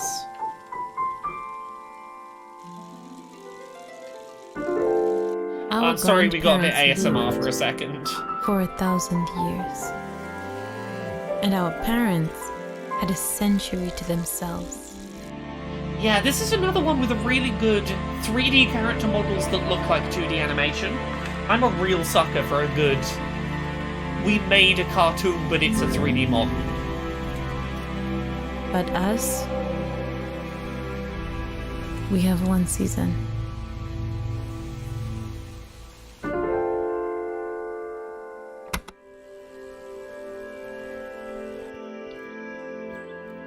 Oh wow, this looks gorgeous in motion. That cycling shot there, I want that as my desktop background. Yeah, that looks just like a really chill, beautiful time. I'm up for that. Beautiful. That's Seasons. All right. Well, now it's time to present another Game Award. She's the star of the upcoming film Wonder Woman 1984. Here is Gal Gadot. Hey, Gal. Thanks, Jeff. I'm honored to be here at the Game Awards. Lots of video games are fun to play, but each year, I have a just select inspired few games everyone to deliver get a their deeper snacks out message. according to chat. They focus on subjects that can be historical, political, or deeply personal. The Games for Impact Award honors socially progressive projects that have the potential to inspire real change. Games to Change is the award for, like, hey, is your game doing something good that's going to help people?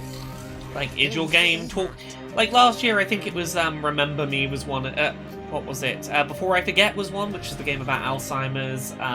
Okay, Spiritfarers, If Found. Nothing good comes from At some point, I need to talk about If Found. Tell Me Why is wonderful. Tell Me Why is great. Oh, I want Tell Me Why to win this. Game with an actual good trans character. That never happens. Goes to... Tell Me Why? Tell Me Why. Yeah, Tell Me Why! Hooray! If you haven't watched it, I did a full playthrough of all of the episodes of Tell Me Why, which you can check out on YouTube. Thank you so much for this award. It is the best thing that Don't Nod have made. It's the most polished thing they've made, the most cohesive thing they've made, and I fucking love Tyler. He is a wonderful character. I love Psychic Trans Man. And queer people with sincerity. Trans rights, yeah, trans. Here's to a future where even more marginalized people can see themselves and their experiences. Sorry, I'm going to brush my hair. It's annoying me. I didn't brush my hair before the stream started. I thought it would be fine. Congratulations. Everyone's joining us live. The tech is working. This is amazing, and it's so cool to see everyone. All right, well, right now we've got another brand new game announcement for you. Check this out. Unexpected. And back in time for whatever the next trailer is.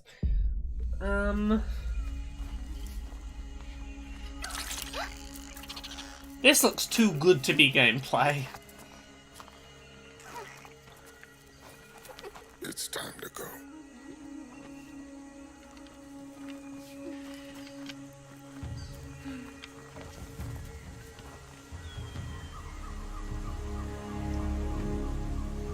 Maybe Horizon 2? Is that Vin Diesel? Oh yeah, that fucking tattoo. That's Vin Diesel. That is just Vin Diesel complete with his real world tattoos. Huh.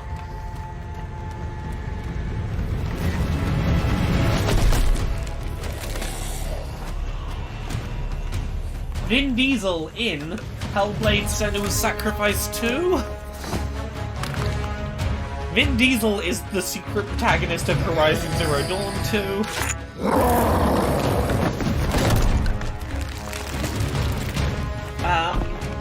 Steve McHugh suggests this is the new Chronicles of Riddick.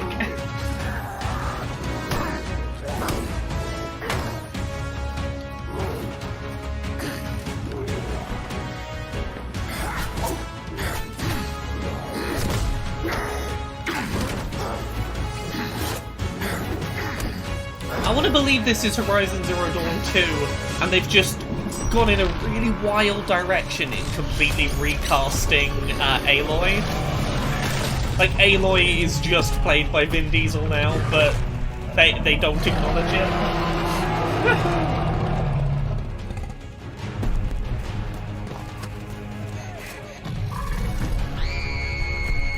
Oh, cool. What am I getting tweeted about?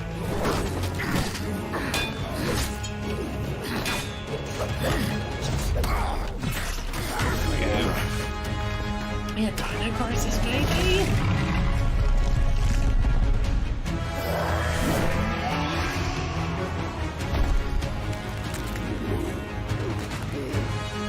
Yeah, that dinosaur doesn't appear to be a robot unless they put a latex skin over it, so it probably isn't Horizon. Probably.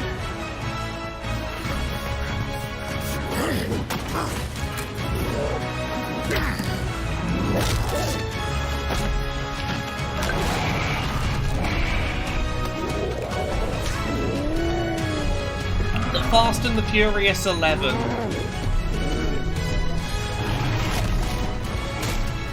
They went so fast in their Fast and Furious cars that they went back in time to dinosaur times. There you go.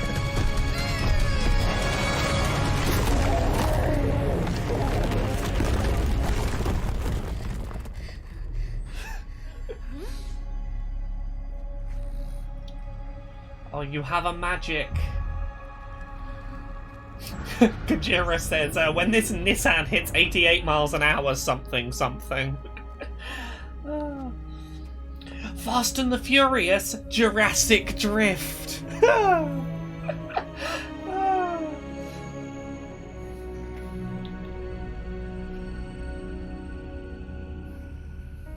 Apparently there was a show that did that idea called Drift Dimension.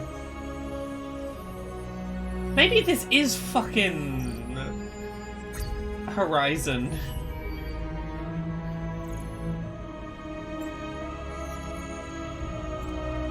Lights out, old friend. Is it Turok? Or is it Ark? I'm so curious what this is.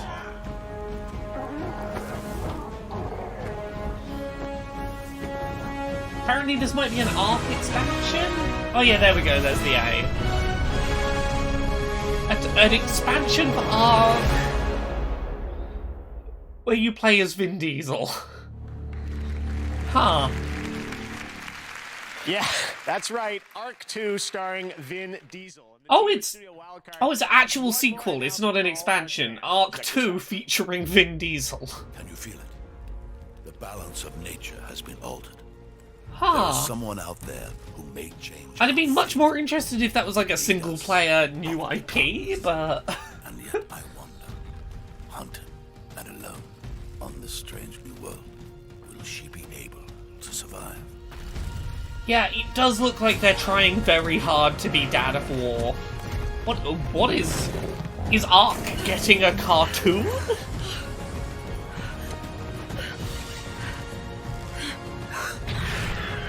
Is this the people who did the Castlevania Netflix show? It looks like the same animation style.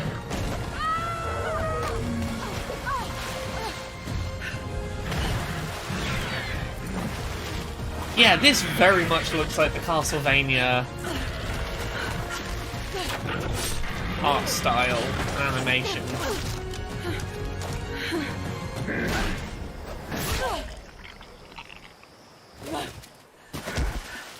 Yeah, if it's not them, it's definitely trying to imitate that style and doing a good job of it.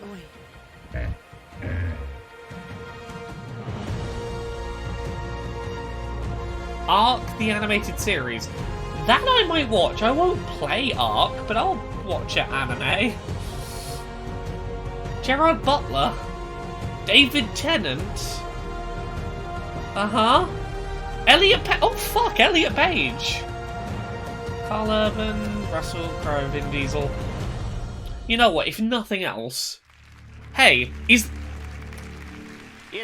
this the first thing that we've had a confirmed credit for, like, Elliot Page showing up in the credits of something? Because if so, sure. This holiday season, Fall Guys is back with a Winter Wonderland for Season 3. That's a really good cast. Ah. Oh yeah, I know that Netflix has updated. I meant like a new thing being announced where they're like, we're announcing a thing that has Elliot Page in it. Oh god, don't tell me that the new Fall Guys maps are gonna have slippery floors. Of course they are. It's a game about everything being chaotic and hard to control. Of course it will have ice.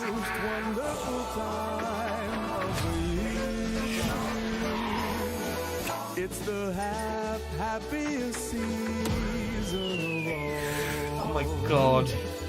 They already have slippery floor physics, you're right, because of the fucking slippy pink slime floors.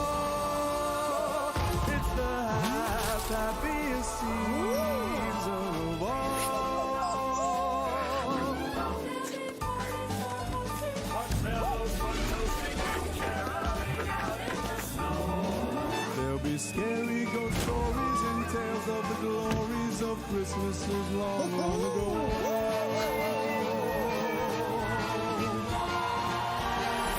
It's the most wonderful time.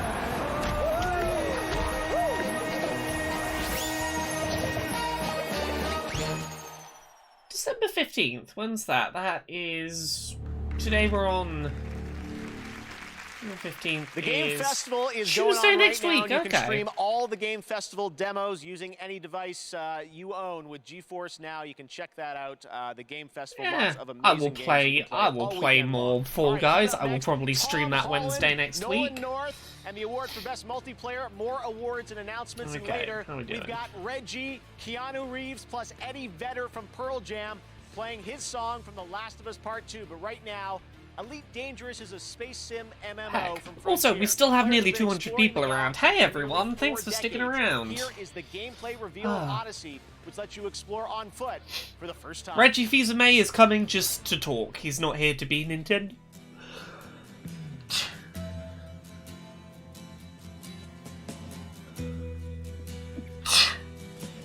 Is this Space Oddity they're playing?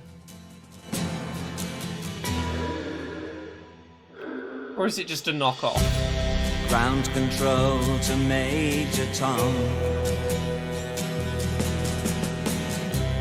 Ground control to Major Tom. Take your protein pills and put your helmet on.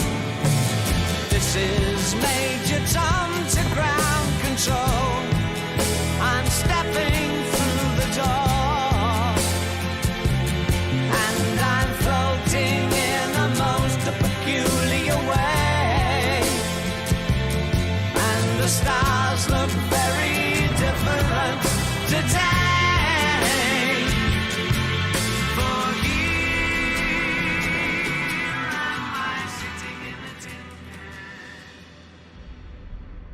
This song, streaming that's probably going to get me in trouble, but fuck it, what do I care?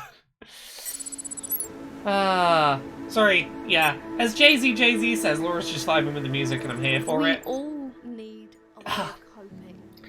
There wasn't any world in which Space Oddity was going to play and I wasn't going to just sit and vibe to it for a minute. I'm Jennifer Hatton. I'm a medical doctor.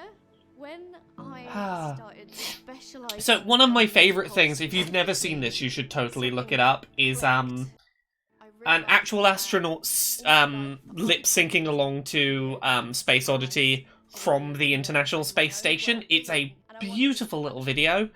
Also, I think it's the Discovery Channel on YouTube have a beautiful, gorgeous VR video from the ISS that I will routinely boot up on YouTube VR, and it makes me do a cry. It's beautiful. Yeah, I love space. Space is great. Above all else, I want people to know that it's okay to be struggling at the moment. There are resources out there, and it will help and it will get better. Look, if Facebook's going to show up during this stream, I'm glad that all they're doing is like, hey, here's a person talking about minorities, here's a person talking about mental health, here's a person, you know, talking about how you probably shouldn't vape, you know. I'm okay if that's Facebook's involvement in today. VK and VKNI Live says Laura is slowly turning into the Space Corps from Portal 2. Oh, I am already fucking that space. Gotta go to space. Gotta go to space. I fucking love space. Space is great. Like, I 100% legitimately, if I was offered tomorrow the whole like, oh, one-way trip to Mars. Do you want to go to Mars? Probably won't be able to come back. I'd be like, yeah, fuck it. I want to be in space. Space calls to me. I shall go back there to the stars someday. I'm a little bit Benny from the Lego Movie. Okay. Sorry. Adverts are happening. Space bits of media that I fully recommend for getting a sense of, like, my, that have made me cry and that are beautiful things. I think it's from Sesame Street. It's a song called I Don't Want to Live on the Moon. It has made me do a cry as an adult. It is a beautiful little piece of music. I love space. Space is rad. Who would you watch if we were in space? Oh, I would like demand that they set up some kind of Wi-Fi network. I wanna be the first space Twitch streamer. I want to Twitch stream from space. Like there were Twitch streams from inside the spaceship, the non-NASA spaceship. I forget, Elon Musk's spaceship. We had video footage from inside the cockpit while they were in space. Therefore, space Twitch streamer. SpaceX. Yeah, I will be the first Martian Twitch streamer. That's the goal, everyone. You heard it here.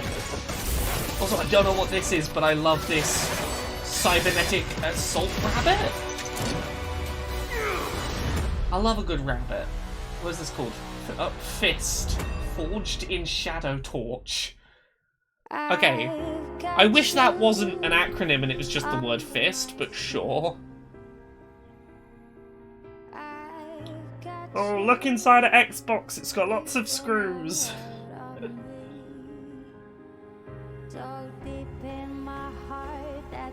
Yeah, there would be... I don't mind if there's an hour-long delay. I don't mind having an hour-long delay with the Twitch chat. I would still be happy to stream from space, sure.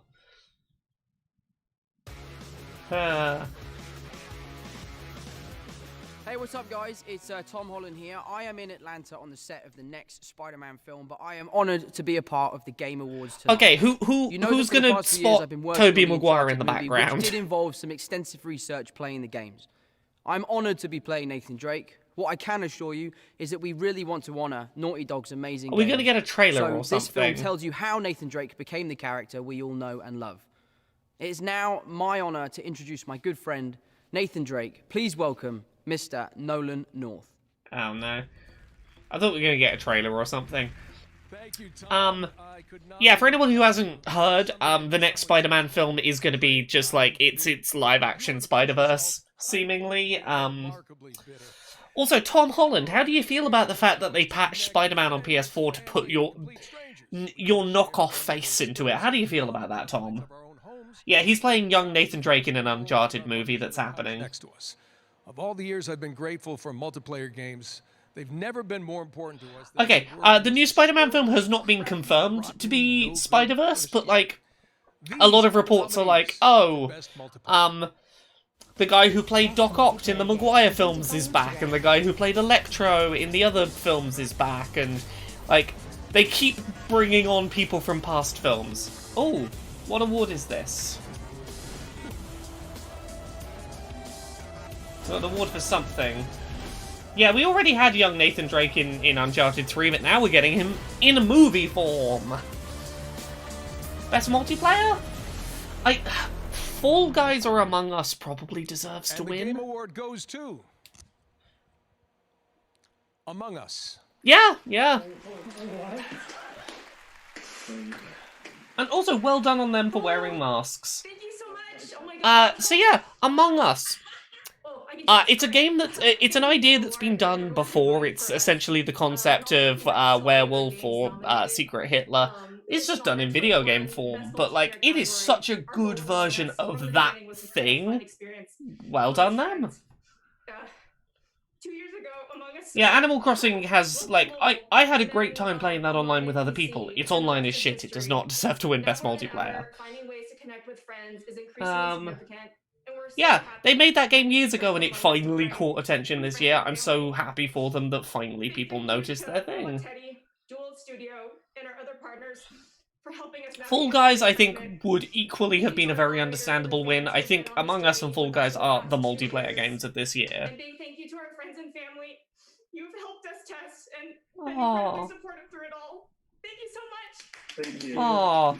I had her quiet. I don't know how much you could hear that. She was really breaking up and like choking up. Game of the Year AR effects to add a snazzy trophy to your reel. Let's check out a couple of those. Sweetie. You're all winners in my book. Keep making those trophies, and I'll be back with more later. Now back to Jeff. The little indie that could. Thanks very much, Sydney, and congratulations to Intersloth welling up later now. Among Us. That's real sweet. The new map reveal. All right, now we've got another brand new game announcement. Fix. Yes. Tell me why won Games for Change. It looks like I think. a bloody good time. Check it out. Yeah, we did Tell Me Why one. Yeah, we did it. Yeah, Tell Me Why one. Yay! I'm glad. MC Fixer. I did some wonderful Tell Me Why spoilercast streams with MC Fixer. You should check them out on YouTube.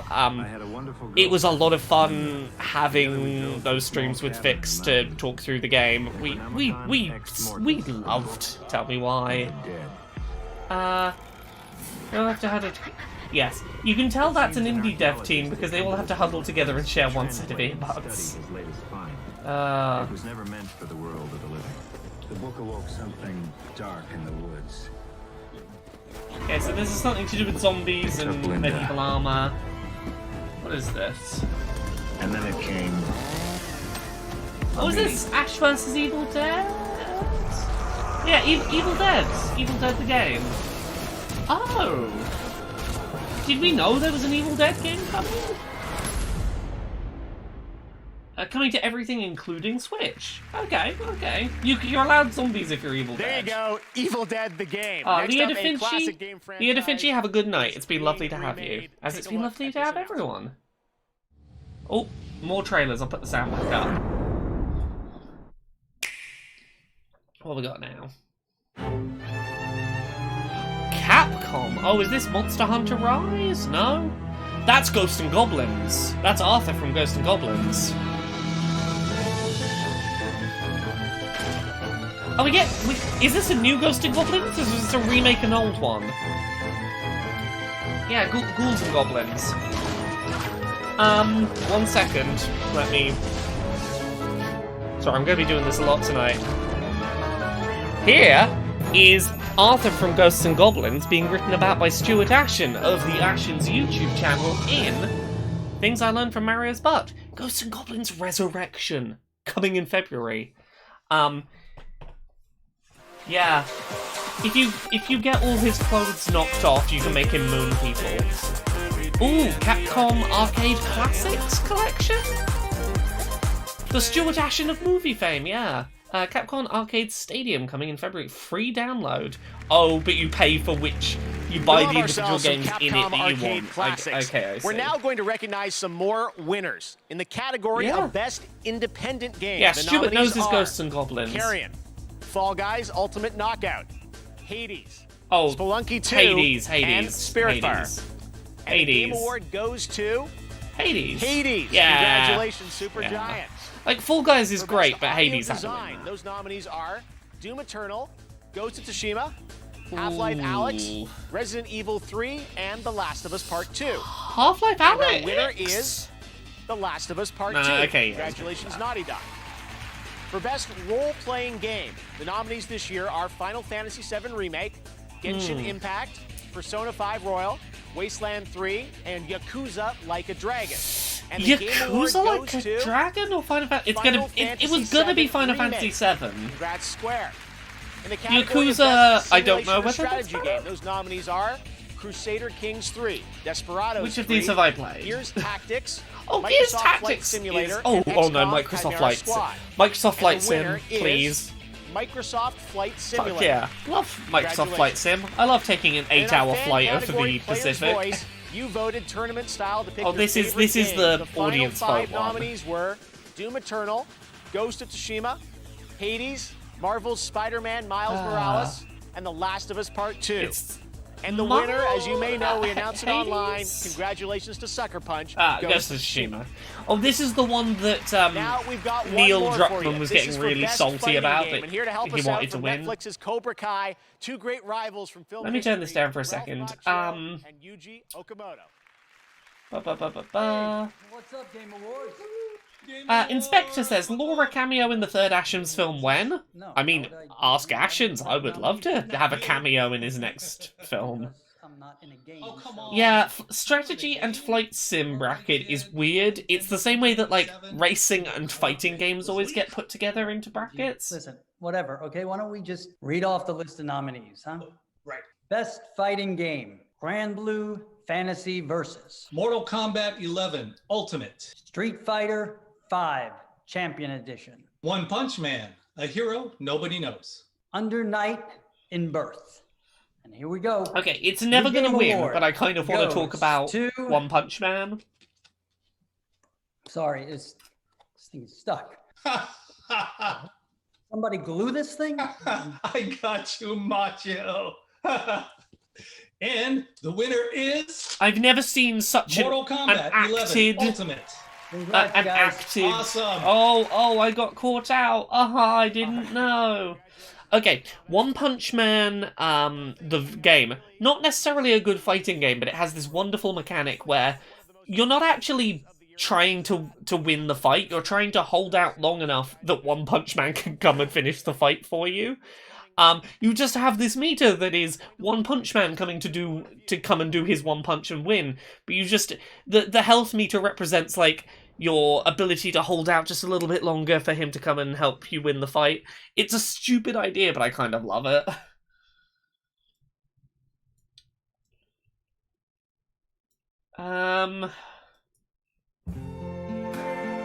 Oh, is this going to be the Xbox port, maybe? Or is this one of the country updates?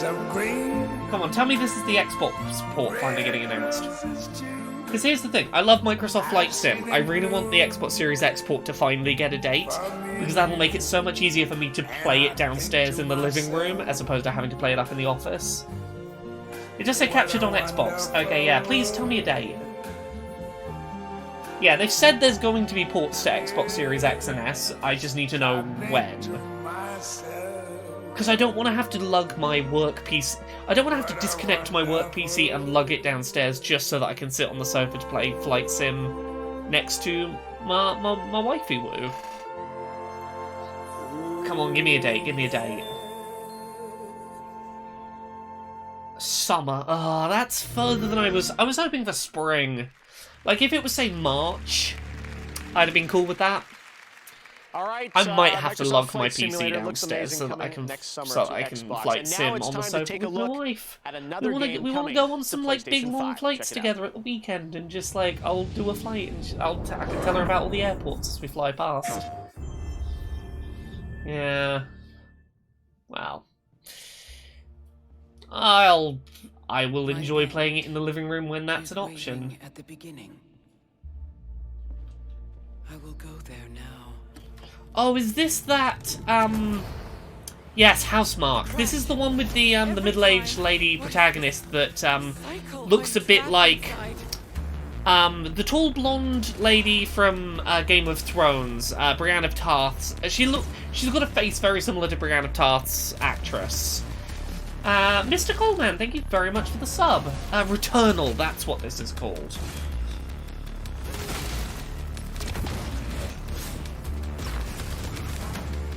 I'm really excited for Returnal. I love a good, it seems like it might have some time loop bullshit going on, which I'm always a sucker for. I'm excited seeing Housemarque do something that isn't a top-down space shooter. Oh, that's coming in March. Okay, there's a PS5 thing I can be excited about that isn't that far away. Yeah, all right, we will be back Dark in Souls just a with moment guns with in a space. meme, a legend, Reggie. He's going to join us. We've also got a new look at a game from a guy you might remember from one of the craziest, most unscripted moments in Game Awards history, Joseph Fares. Plus, Eddie Vedder will play his song from The Last of Us Part 2. the Later, fuck you Jacksepticeye shouting man. joins us from Europe Okay. to present Content Creator of the Year, presented by Adobe. Lots of great stuff coming up here on the Game Awards. We will see you right after this. Okay, how long are we gone?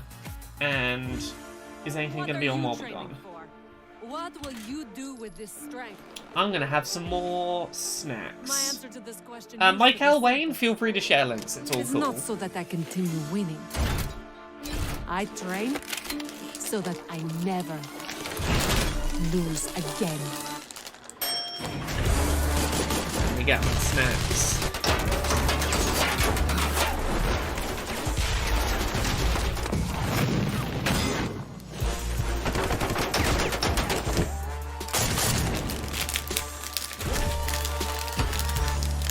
This looks like... Oh, Rogue Company. I was going to say it looks like Bionic Commando Rearmed, but with a female protagonist.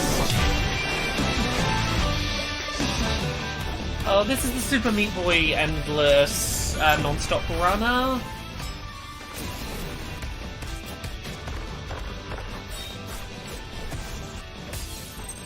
Oh.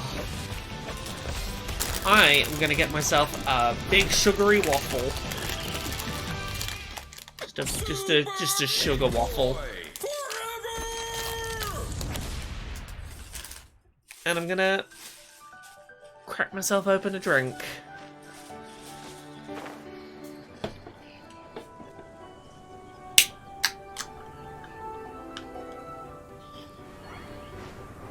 Yeah.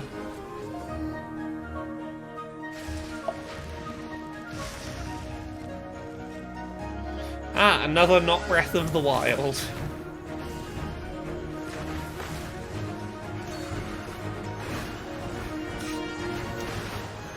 Okay. Right. I have more drink. To keep me sane while we have another 2.5 hours of this. How is this show so long? This show does not need to be this long.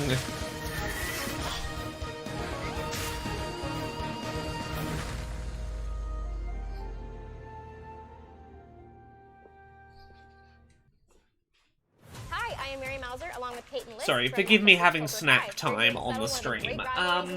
This is Abby versus Ellie from The Last of Us Part 2. I am Team Ellie. Yeah, so let me mute this for a second. D9 Sync in the chat says, I heard rumors that Genshin Impact has terrible security and that if someone hacks your account and spends more money than you, the devs just say it's their account now. Yes, I have heard this. I cannot verify it. I have had people sending me links about this today, and it is a thing that is on my radar that I'm researching, that I want to make sure I have the facts on before I talk about, but be cautious. Genshin Impact seems to have some issues, maybe. Anyway, procedural road trip. I like the idea of procedural road trip. Valiant Hearts. Valiant Hearts was so good. Be careful with the people that give you a ride. And don't travel with someone you don't know. We love you, honey.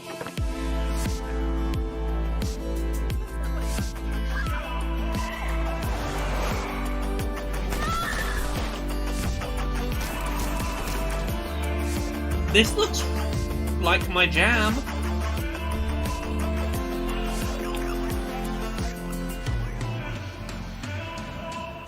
Fuck. Procedural hitchhiking road trip game about trying to escape the country from the people who made Valiant Hearts. I will play the fuck out of that.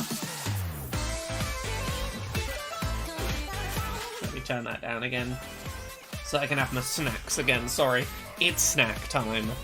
I don't usually stream at 2 AM. My body's confused about what time it is. It's like, dinner was like 8 hours ago. It's probably breakfast now.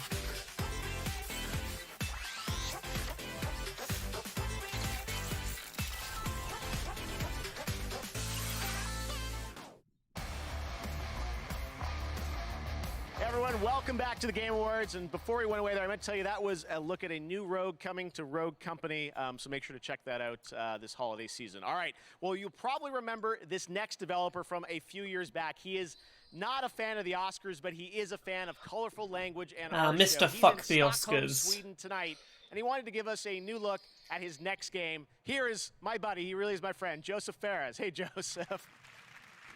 What's up, Jeff? So nice to be back at the Game Awards. As you can see, I'm in the middle of a mocap shoot, working on our next game, It Takes Two.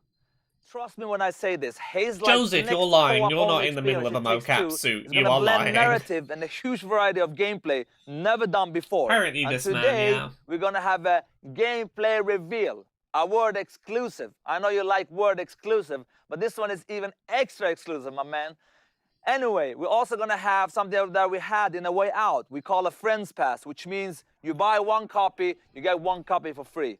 You know, if you play with your friend, you can play for free, I mean.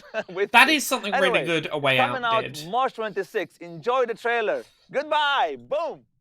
Yeah, so A Way Out had this thing. It was a co-op game, asymmetrical stuff you were doing. If you paid for one copy, you'd get a second copy for free to just share with a friend. One of wizards and warriors. Which was really cool, and I'm glad he's doing that for his next game. Upon the high seas, an odyssey through time and space. Pew, pew, pew, pew. also a bit of a winter wonderland bobsled sort of thing, you know? Wait a minute. I don't trust that book because the combination of the Book of Love on his forehead but his moustache creeps me out. Look at these dolls. Almost forgot they used to be humans. Ay, ay, ay. Do you want to know what this story is really about? Huh?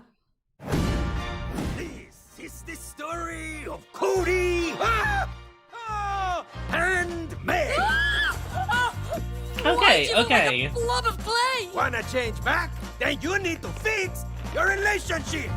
Okay, I like that concept. Fix your relationship to not be toys anymore. I'm gonna throw up. Oh, you're a doll, Cody. I think the book is meant to be creepy, it seems. Told you. This is a story of attraction. Okay, this is kind of charming. I feel stuck. This seems like it has a good sense of humour to it. It's grown on me the longer the trailer's been going. If it is a spell, how do we break it? Okay, I got this. Give me some space. I need to think. This is a story of collaboration. This seems like it would be a really fun co-op game to play with a romantic partner. Yeah. Okay, I wasn't sure on this when we saw the book at the start. How comes you get all the cool gadgets? Because I'm cooler than you, Cody.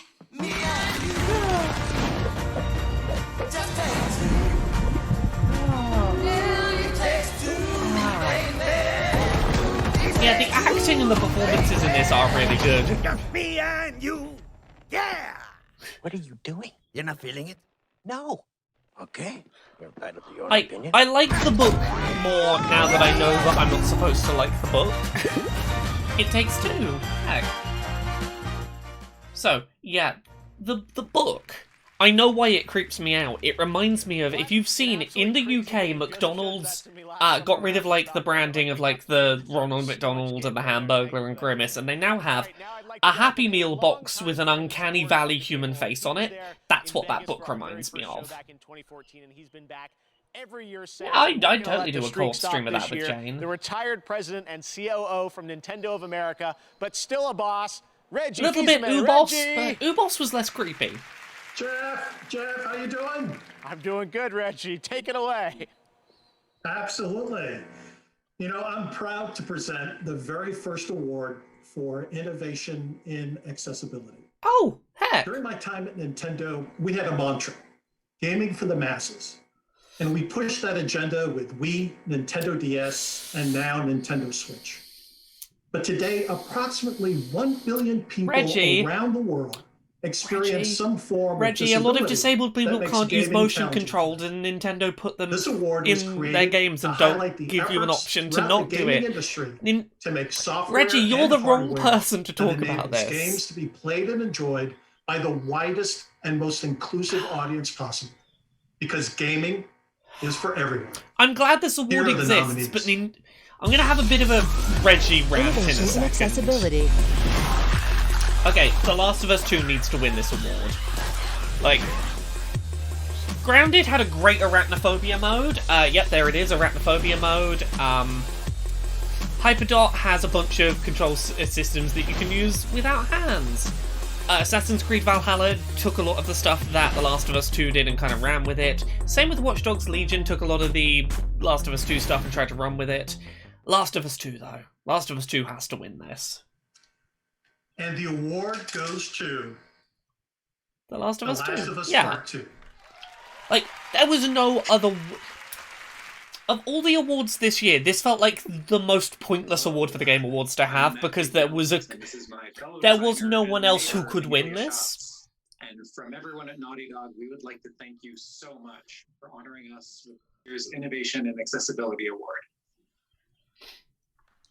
Thank you as well to the Game Awards for choosing to add this category, and to all the other developers who have designed and advocated for accessibility in their games. We hope that together we can continue the momentum to push our industry forward. As developers, we know how She's outside one because small design COVID, decision I can think. unlock the entire game for a player. Games are special for their ability to blur the line between player and character, providing a means for personal engagement with narrative that is unrivaled in other. Yeah, she's one of the other devs. It's up to us to ensure that everyone can experience that for themselves. We'd like to thank our terrific group of accessibility consultants, and we absolutely could not have done it without your insight and your detailed feedback. Thank you. We'd also like to thank our partners at Worldwide Studios, our senior producer, Sam Thompson, the user experience research team, and our dedicated accessibility QA testers. And we'd also like to thank everybody at Naughty Dog. This was truly a team effort, and every department had a part to play in removing barriers for players with disabilities. Lastly, we'd like to thank you, the players. Nothing makes us prouder than hearing stories from players who were able to experience The Last of Us Part 2 without assistance, using our accessibility features to remove barriers that would have otherwise excluded them. From both of us, thank you so much. Thank you. Congratulations to Naughty Dog, such an important category. And I'm proud Yeah, so anyway, Reggie Fils-Aimé being the person to present that award was really fucking weird choice, because here's the thing. Reggie there was talking about, like, hey, Nintendo, we're at the forefront of letting everyone play, because we do motion controls and touch controls and things, you know, that you don't have to... Oh, shit, Elden Ring, okay. No, Bethesda. Sorry. ZeniMax? Sorry, I saw the thing and was like, is this fucking Elden Ring? No, okay.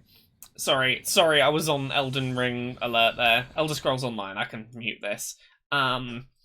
Yeah. The thing that Nintendo... Yeah, and he's like, yeah, look at us, we're amazing at accessibility. And I'm like, there's a reason, Nintendo, that none of your games are up for accessibility awards in this category this year, because Animal Crossing has 0 settings. It just doesn't have a settings menu.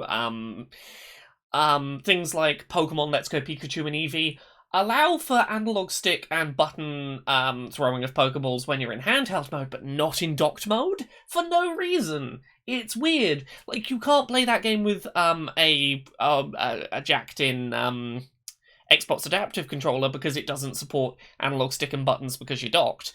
You have games that you mandate the use of motion controls and don't give alternative control schemes, which makes you 100% the least accessible to physically disabled players of the 3 major manufacturers, and it feels weird to have you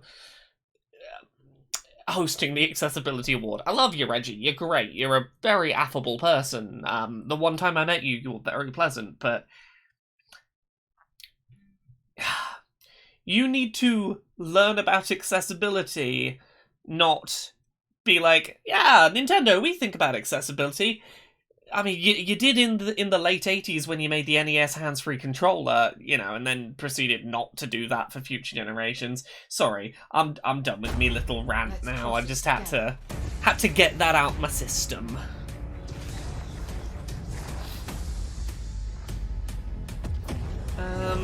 Fate comes knocking sooner or later. With this power, we make our own fate. Yeah, Nintendo are not good at accessibility.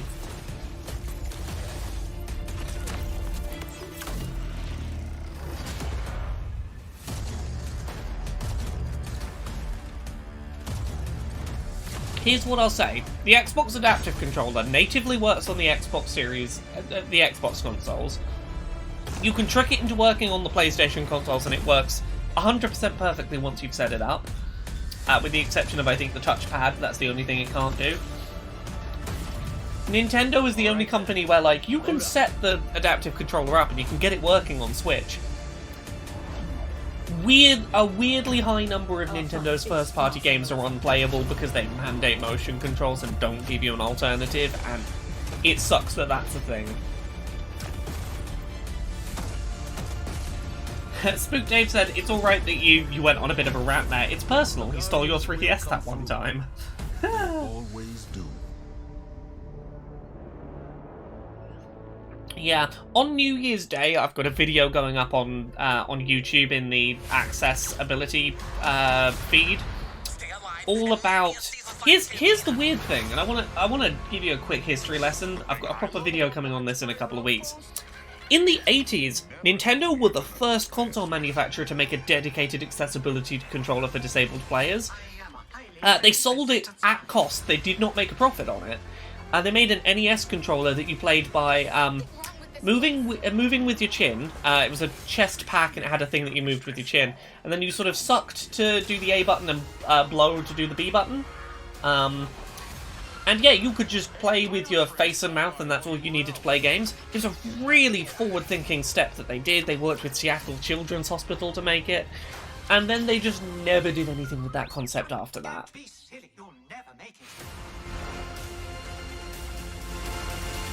Tales from the Galaxy. Okay, cool. Star Wars. Star Wars VR, cool.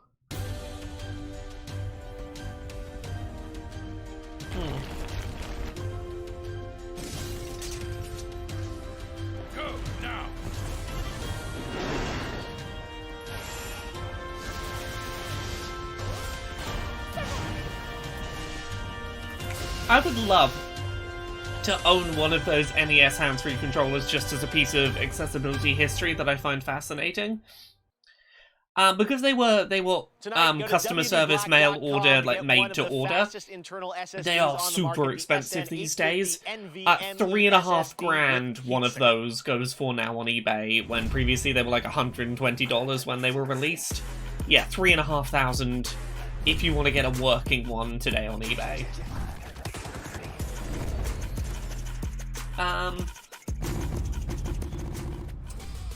Age of Calamity, great game. I thought we were about to get told, like, oh, there's a free update coming, because there's some characters that have been data mined that we know are in there that just aren't playable, and I assumed that might be what we were getting a trailer for, but apparently not. We've just heard from our friends at Pokemon Go that there is another surge of Wooper appearing, so we're implementing another Wooper Watch. Bring out your phones and get to catching. And if you haven't heard, Pokemon Go recently implemented its Go Beyond update, which introduces quarterly seasons. Wooper is not a good Pokemon. Why have you had two surges of Woopers in this show? Why not a surge of a different Pokemon? Like Chespin, Fennekin, and Froakie are also making their Pokemon Go debut. There's also a lot of bonuses happening now, and it's never been a better time to play Pokemon Go.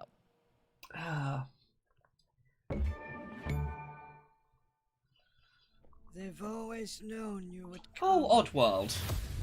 Sorry, I was trying to think of why Wooper. They keep talking about Wooper waves, and thinking about Nintendo alliteration. I have just remembered, and I've forgotten about this for a while, that one time Nintendo tried to tweet Wiggler Wednesdays and misspelt it and really fucked up. That was a thing that happened.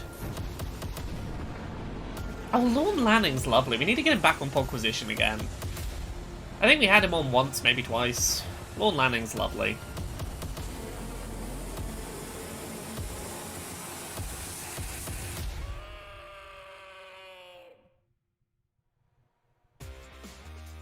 To present our next award, she's a host and producer from IGN, and your host for the Game Awards pre-show. This is Sydney Goodman. Mobile games were once defined by their limitations. In a way, we celebrated the games that excelled. Oh, to be clear, Wooper is an adorable Pokemon. It's a lovely Pokemon. I don't know why anyone would need to capture 100 of them during the Game Awards, was more my point. It's never been more apparent than tonight. We're the nominees for Best Jessica Chobot hasn't been at IGN for a long time, that's why not Jessica Chobot. I think she's a Bioware now? Best mobile game, presented by LG Wing and Qualcomm Snapdragon. Best mobile game. Oh, Among Us has probably got to win this. The mobile port of Among Us is legitimately really good. Like, here's the thing. The only way I'm ever going to play Among Us with a group of IRL friends is the fact that a mobile port exists. And it's like, you know, when the pandemic ends, let's all just, end of the night, we finish playing board games. You know, everyone pull out your phones, we'll play some Among Us together. Goes too. Yeah, the mobile port is free as well, I believe, yeah. Among Us. Yeah. It's a big part of why Among Us blew up so much, is that it is playable on phones and for free, and that you can cross-play with PC. it's much more accessible than having 8 computers in a room with your friends. It's just, we got some laptops, but also just pull your phones out. Hades has won Best Action Game, Best Indie Game, I think. It's won some stuff. It's won a couple of things. Among Us would not be where it is today without you. Whether you played Among Us when it was mobile, local only, or played for the first time just yesterday, thank you from the 4 of us. Oh, they've got Jeff Keighley cut out in the background. Thank you to Robot Teddy, Dual Studio, and all of our other partners for helping us during all of this. And thank you to our moderators and the fans who have been on this journey with us for the past 2 years. And a big thank you again to our friends and family. We love you and miss you. I'm very happy for these 4 thank you, people thank you. that their game they made years ago is finally like, oh shit. To Among Us, second win of the night. Next up, the Monster Hunter franchise is coming to Nintendo Switch in Monster Hunter 2021. Rise. This is a new look at Monster Hunter Rise. So, fun fact, Monster Hunter Rise is also coming to PC, as came from that big Capcom leak. I'm curious to see more, though. Rise looks really good. A huge pack of monsters in a giant Let me turn this up. They attack the village in a frenzied rage. Nobody knows why this happens, but it came close to wiping out our village last time.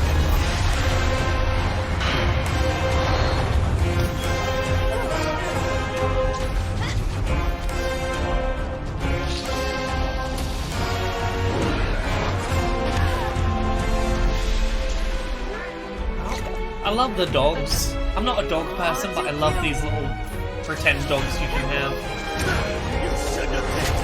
All of us, everyone in Kimura, we've all been These trained character for this models moment look for our really entire nice for the lives. Switch. We need you to protect Kimura Village. Good level of lip syncing. Yeah. Coming in March. Cool. The main thing that it's taking from World that demo coming in January, nice. The main thing it's taking from World that I'm really excited about is the fact that there's no loading screens between zones. Twitch, the next poll Each area is content just creator of the a year. seamless Vote now for who you think area, is going to win, which and is we'll find really out a little bit nice. who wins that category. But next up, he's one of our industry's great performers, and he plays Joel in The Last of Us. Here is Troy Baker. Troy Baker, let's turn you down, friend. One day on the set of The Last of Us Part 1, Neil, our writer and director, asked me and Ashley what we would have been if we weren't actors. Oh, that leak is 100% real. That Capcom leak is, like, legitimate. It is coming to PC, or at least it was planned to come to PC at the time that the document was made. They haven't revealed it yet, but I think Nintendo want it to be a Switch exclusive for a while before it gets announced on PC, seems to be the thinking. Became major elements of their stories, creating touching moments between them.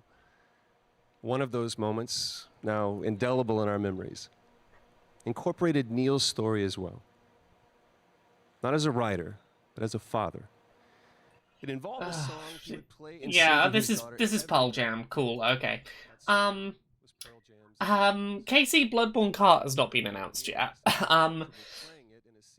Yes, Jenny Astorius says, was Troy Baker not weirdly defensive about The Last of Us 2 when it was getting a bit of valid criticism? Yeah, he was one of those people who, like, he posted a big, like, an image full of text, basically being like, hey, game reviewers, you've never made anything of any value, you just tell people their things they make are shit, so why don't you shut up and go make some art, because I made some art, you didn't. You just fucking sit on your high horse and tell people their stuff's shit. He did one of those. He did the reviewers, you're not allowed to criticize things because you've never made the thing you're criticizing. He went on one of those rants. Sometimes you'll succeed to make this Yeah, as Pat P says, that's not true for me. I can criticize stuff. I've made 2 books. I'm allowed to be a critic. Because I've had bad reviews, I know what that's like, which means that I'm allowed to criticize things too. And I believe 'cause I can see This is a beautiful song though. our future. Days of you and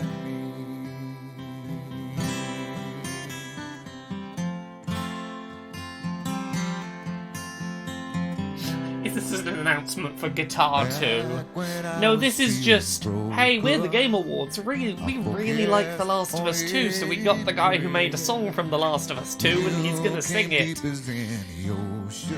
Like, the fact that Pearl Jam are here singing this song is why I think that The Last of Us 2 is gonna win Game of the Year. no one wins, but somehow they're still played. All the missing crooked hearts. Apparently the official Twitter for Monster Hunter Rise has uploaded an extended trailer. Cool.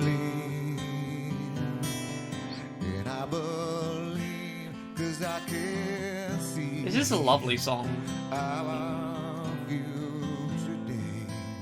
Yeah, no, like, you don't bring this guy on to sing this song unless you're giving The Last of Us 2 Game of the Year, I don't think. This is a move you make when you know that's Game of the Year winner.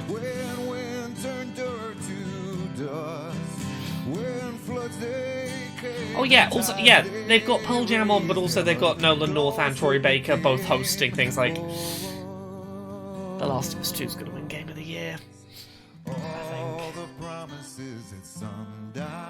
Like, I don't think this is a case of, if you, like, we're giving you Game of the Year because you've agreed to come on.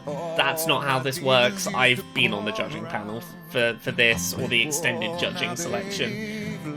I think it's more a case of they saw the votes, saw The Last of Us 2 won, and went, hey, your game's gonna win the award for Game of the Year. As a thank you, do you want to send a bunch of your people to be on our show? I think it's probably that way around, if anything. Well, they've hyped up games before and not given them Game of the Year, but like, this really feels like they are gearing up for that to get Game of the Year.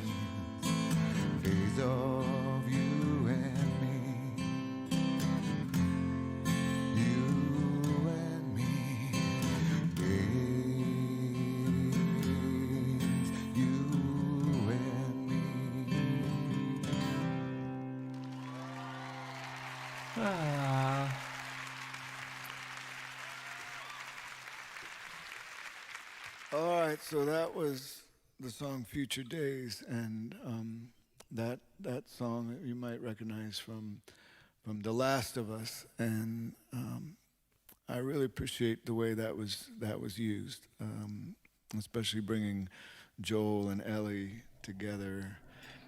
Question: do we think this man actually has any idea what The Last of Us 2 is? Wanna perhaps pick up a guitar yourself. Like, how much do we think he actually knows about the video game? But it is he nice does not seem to me like the video gaming type. Show my appreciation and be part of this year Game Awards. And yeah, what a fascinating. I think Crystal Gem Ben probably has it right, where it's he probably got shown some cut scenes of the thanks for having me. The scenes that his song was in. Yeah, he's talking about it being Joel and Ellie, and it's like, thank you so much, not Eddie so Vedder, much. for being here on the Game Awards. All right, now here's another brand new game to show you for the first time. Ooh, what's next? What's next?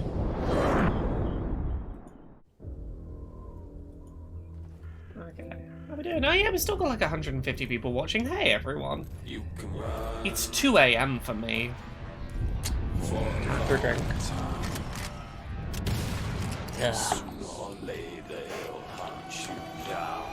Katie says, ooh, I'm excited about this one. Do you know what this one is?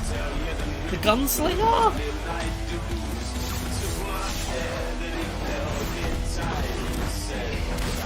No.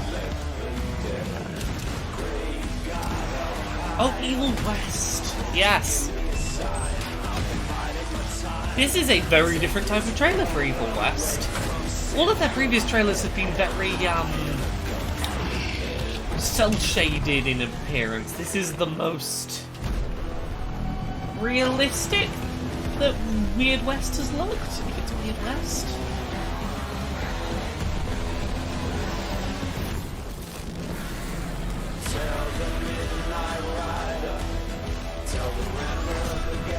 Evil West. There it is. Oh, I'm thinking of something different.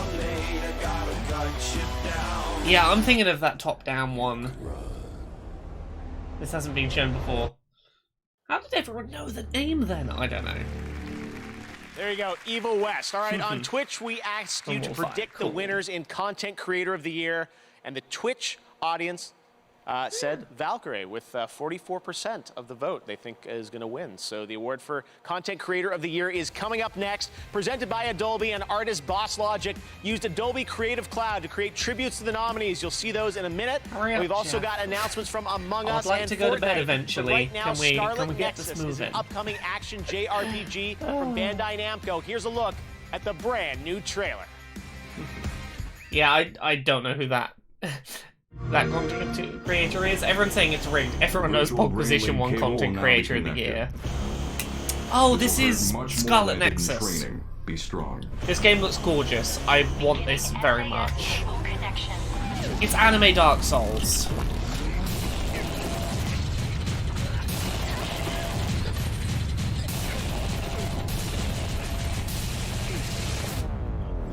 This game looks Seems so like you're gorgeous. okay.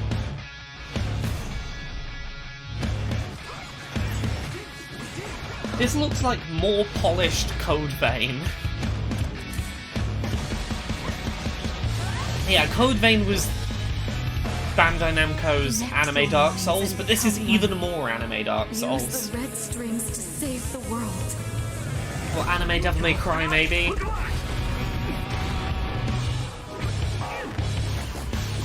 Yeah, maybe this is a bit more Devil May Cry, but this game looks gorgeous. I want to be playing it right now.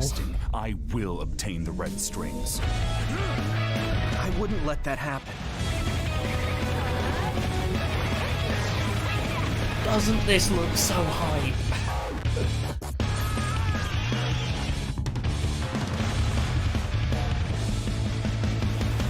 Focus.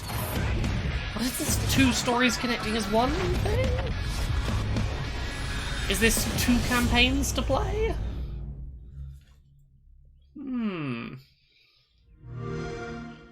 Play it on the all-new Xbox.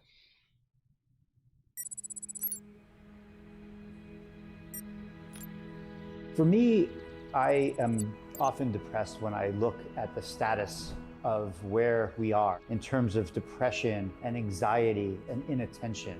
We owe it to all the people that are suffering to be really creative and to try things that when you first hear it sound crazy, like a video game as medicine. My name is Adam Ghazali. I am a neuroscientist. I would like one and a prescription neurologist. of medicine video Started game, for me please. 12 years ago. I became really interested in this idea of creating experiences as a way of improving brain function. And this relies on a principle called neuroplasticity. Okay, neuroplasticity is a real thing and it's really fascinating. My aunt works at a university and her whole thing is video games as assistive material for people going through therapy recovery, be it physical therapy or other kinds of recovery. She does a lot of stuff with virtual reality and treadmills and helping people do physical therapy by tricking them into thinking they're going slower than they are using virtual reality, and that convincing them to walk faster than they think they can, and that being a way to sort of aid their recovery speed. That's a thing she's done a lot of research on.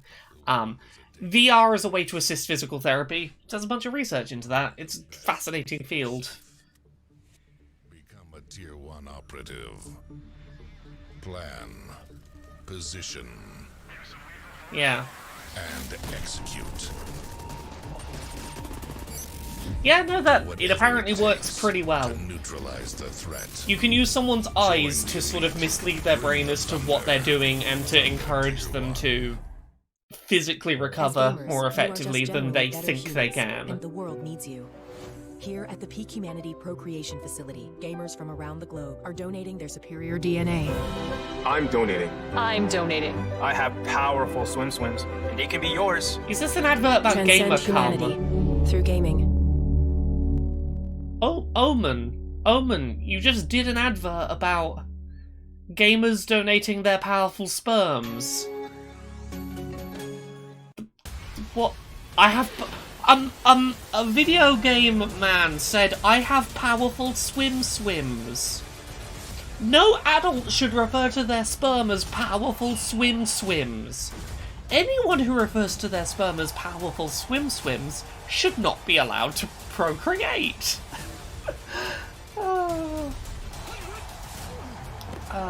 Sorry. I'm... Someone tweet me and remind me that powerful swims is a thing I need to put in the Podquisition topic list for next week. Sorry, we've reached like 2:15 in the morning and the tired is starting to set in. Apologies if the stream gets a bit weird at this point. Weird Laura has arrived. Sleepy Laura has arrived.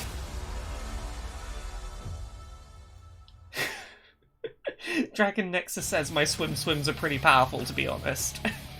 Welcome back, and as you just saw, EA Play is available now on new consoles, Steam, and Origin. It includes Star Pat P Wars says, Jedi hell Fallen yeah, Order, Sleepy Laura. One of our nominees tonight, and a great game. All right, now on to one of the biggest games this year. It was created by 3 developers in Seattle, now 4. You saw them. They've won 2 awards tonight. Ooh. Interslot, they absolutely took over the internet.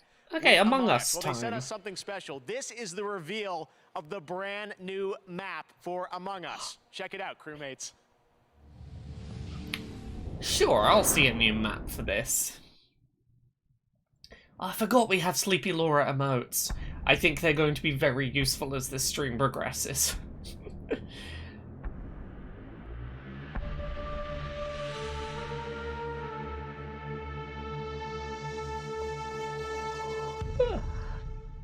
Yeah. Oh, is that all we're seeing? Welcome, recruit. Oh, okay, we do get to Get see yourself inside. acquainted with the layout of the Toppat airship. Enough slacking. Go do your tasks. What is that mini game? Maybe to take a ladder to get to certain areas, or maybe just take a nice shortcut. Quit grouping up. Choose a room to start in after a meeting. Oh, people won't get to oh, that's really interesting. People not being able to guarantee they all start together post-meeting. Have an imposter here.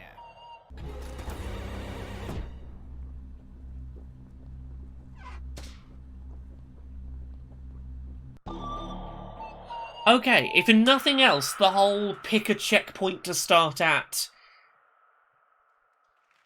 thing is really interesting as a way to shake that up. All right, the Among Us team has another surprise. They've turned my face into a mask, and that drops right now on Twitch for the next 30 minutes. That's right, the Jeff Keighley mask. Have fun.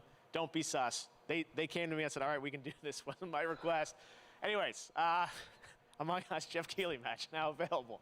All right, he's a hilarious content creator with over 25 million subs and over 13 billion views. He's joining us now live from the UK. Well, I have heard of him. Jacksepticeye. Hello, Jack. Oh, what's up? Good old top of the morning to you, Jeff. How's it friend. going? Hello, everyone at the Game Awards. In a year when so many of us were separated from our family and friends, one thing remained the same. I know nothing about this Favorite man content other than creators top of the were still morning there to for you. us. Their streaming, gaming, and sharing helped us fill the hours and feel connected, unifying us all with our shared passion for play. Here are the nominees for Content Creator of Also, the Year. yeah, he is Irish and they have described him as being from the UK, so... Content creator, Alana Pierce. Yes, as Casey points out, fun fact, no Irish people say top of the morning. Wait, hold up.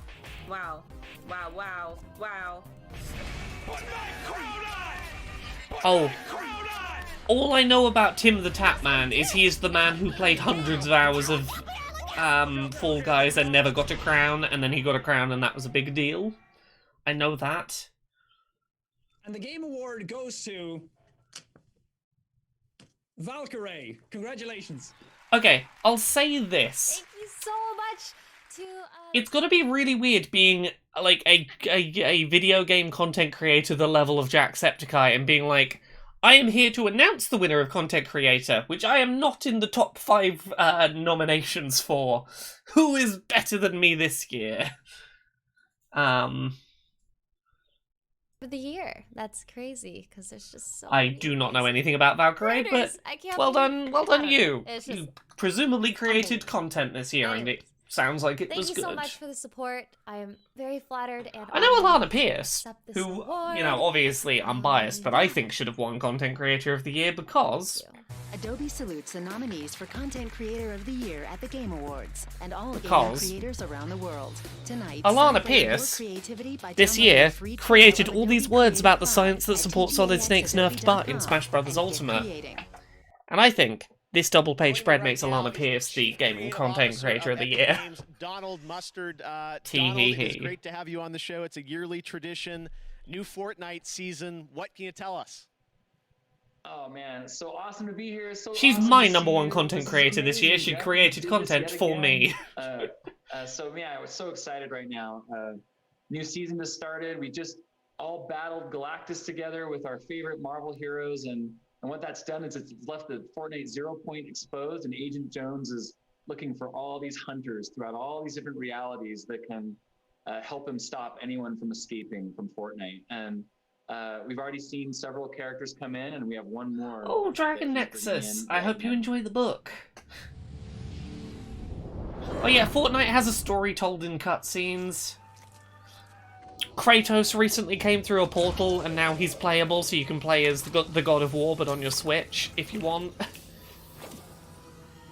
Yeah, I don't know what the man's talking about. Oh yeah, there we go, Master Chief. So yeah, Master Chief's gonna be in Fortnite.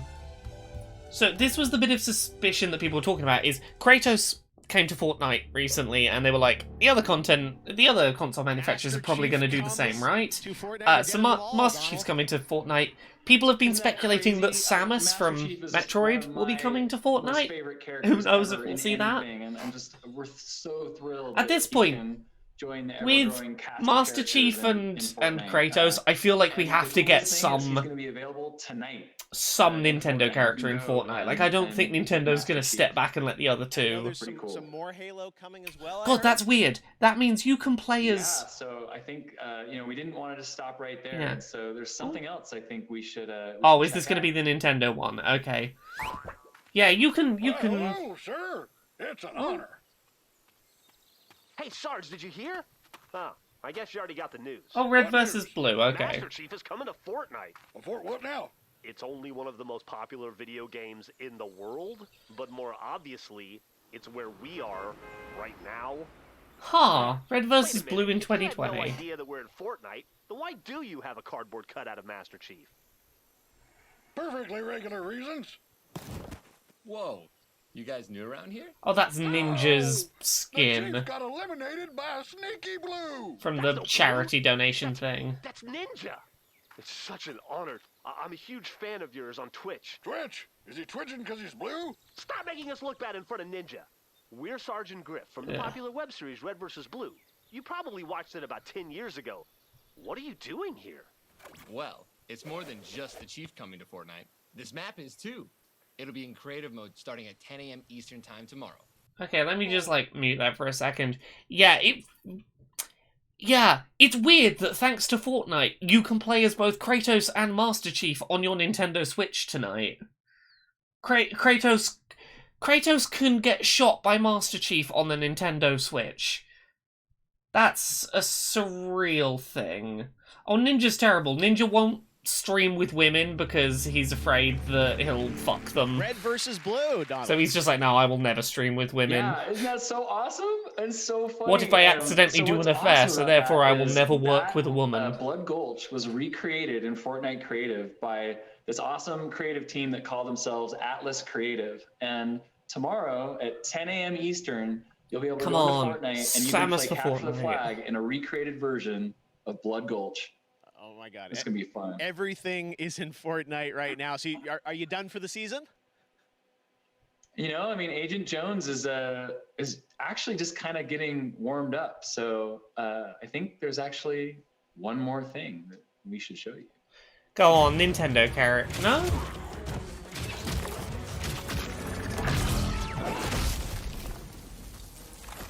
Oh, The Walking Dead? This is gonna be so weird if we don't get a Nintendo character. Huh. Thanks, Donald. I have no idea where we're going next, but I'm on board. Thanks, Jeff. All right, Donald Mustard from Epic Games. All right, coming up in a moment, Keanu Reeves is going to present the award for Best Game Direction. We've still got a few more surprises. Don't go anywhere. Right now, let's hear from Rocket League. Apparently, we're not quite done yet. Hey, what's up? This is Cascade, and I am stoked to be welcomed into Rocket League's Who is community Cascade? in such a big way. I'm excited to work with Psyonix and Monster Cat to put together an EP for Rocket League's music season 2. Goodness. Starting tonight, you can get the featured anthem in the item shop and grab my free banner all weekend long. Let's check out the season 2 trailer featuring my brand new track that I made just for you guys, and I call it Flip Reset. This man is way too animated. I'm gonna tell you about my new track. It's called Flip Reset.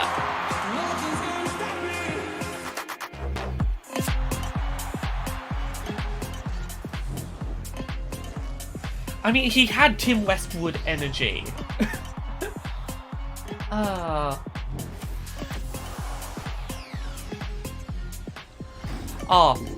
Okay. Here's the betting. Is Jeff Keighley going to describe Keanu Reeves as breathtaking, yes or no? What do you reckon? Is he going to say, Keanu Reeves, you're looking breathtaking today? Like, he's gonna do it, isn't he?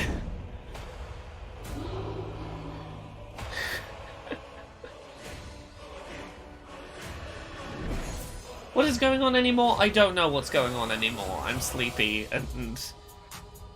Ooh, Skyrim on Games Pass. If you still need to play Skyrim.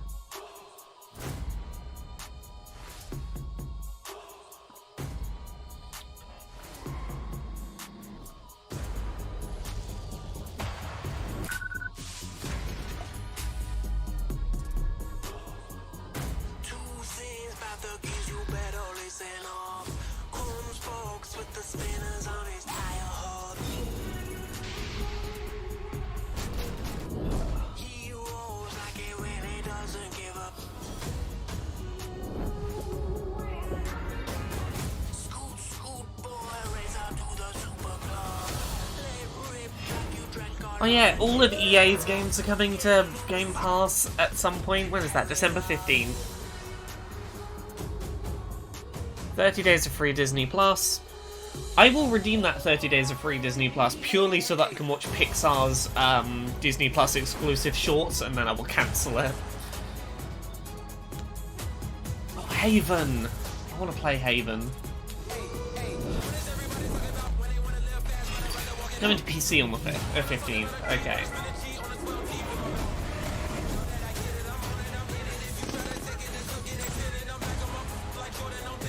Oh, Killer Queen Black. Among Us coming soon to PC.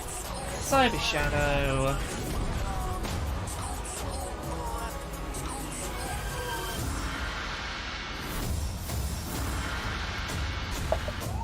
Oh, more Yakuza. You're just going to be able to play every Yakuza game ever on Game Pass soon. Oh god, so you're going to be able to play, what, Yakuza 0, Kiwami, Kiwami 2, 3, 5, and 6 on Game Pass? God, if you want to get into the Yakuza series, fucking, you will be able to play most of the good ones.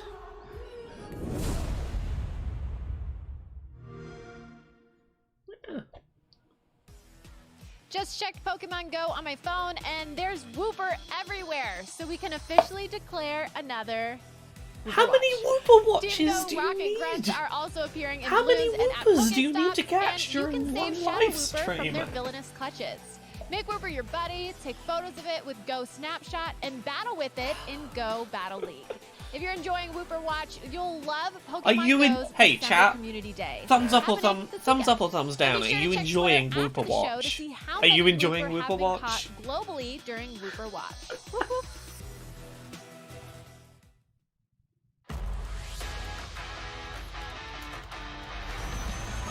Yeah. as Isolis says, please play Pokemon Go. We're hemorrhaging players after we tried to fleece them out of money. Please come back. We've got Whoopers. I know we're charging you a lot of money to move your Pokemon from the phone to the Switch, but we have Whooper. Please come back. Oh.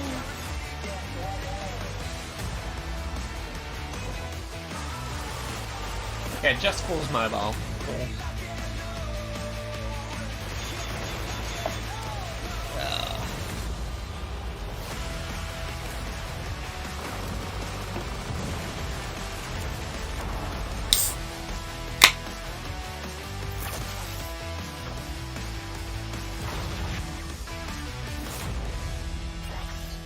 Sure. We've hit 2.5 hours. The fatigue is hitting in. Honey, you picked the wrong time. Oh, Wastelanders. This is the Fallout 76 update that added NPCs and quests, wasn't it? The one that made it a Fallout game. Yeah, I'm pretty sure Wastelanders was the we gave you NPCs. This is the one that put the content in. The Scribe of Avalon. Ooh.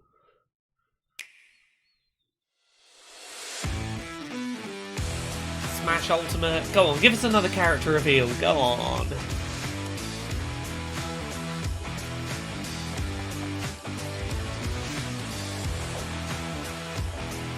Go on.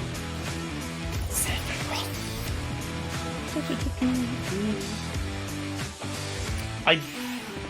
Yeah, this trailer was made before they decided that Sephiroth was going to show up tonight.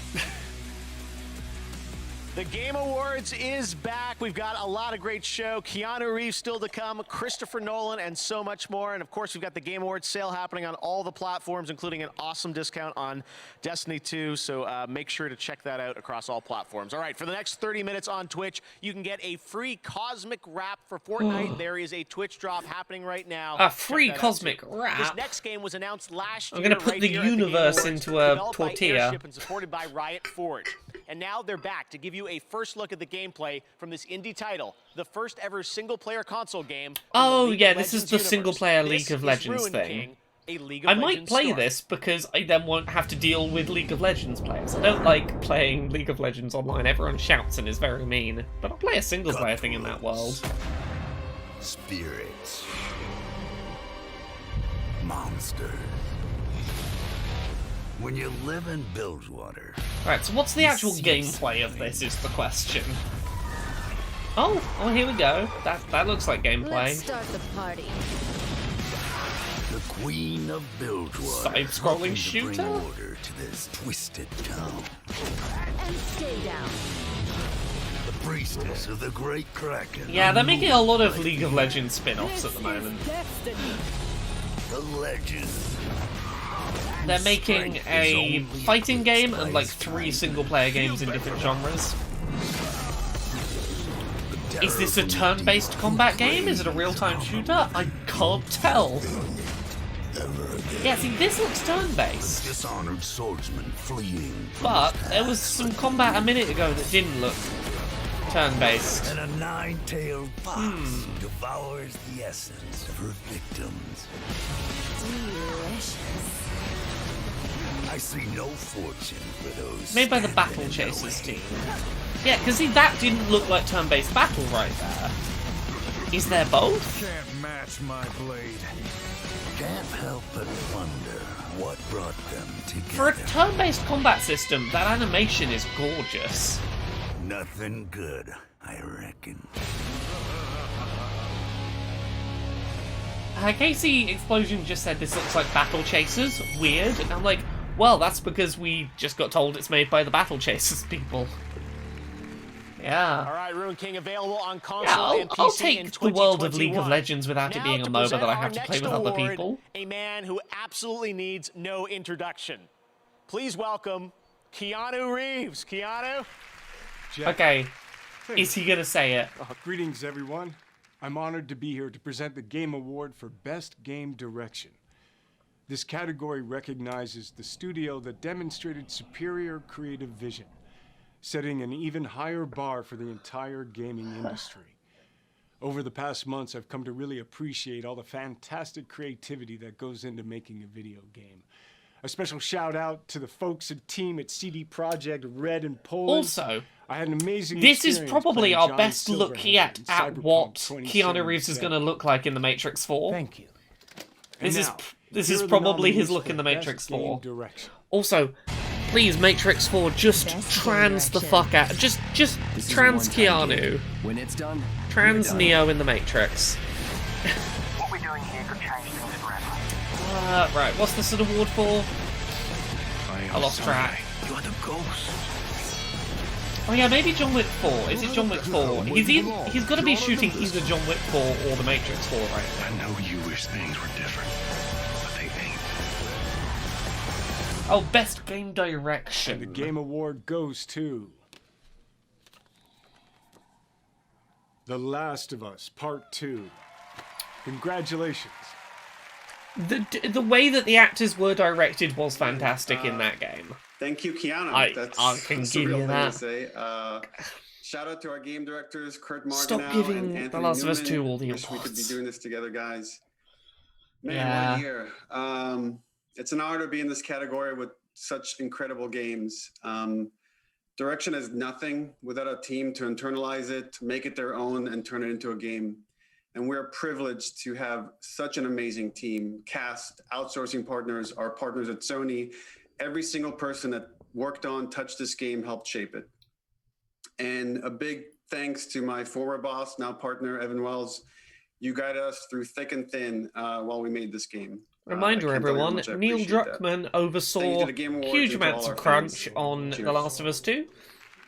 Also, he responds really poorly to any kind of criticism. He's another one of those journalists. You're not allowed to criticize me. You've not made a AAA video game by yourself. A tribute to all the nominees performed by the London Philharmonic Orchestra. He also back got really at Abbey salty Road that he didn't win the Studios. fan vote Game of and the got Year really is upset coming on up Twitter and was next. like, But how right dare now, you not vote for me? GTA You should all be Online showing your continues to love for evolve, my and game. next week they've got their He was a bit of biggest a dick. update yet. Check this out.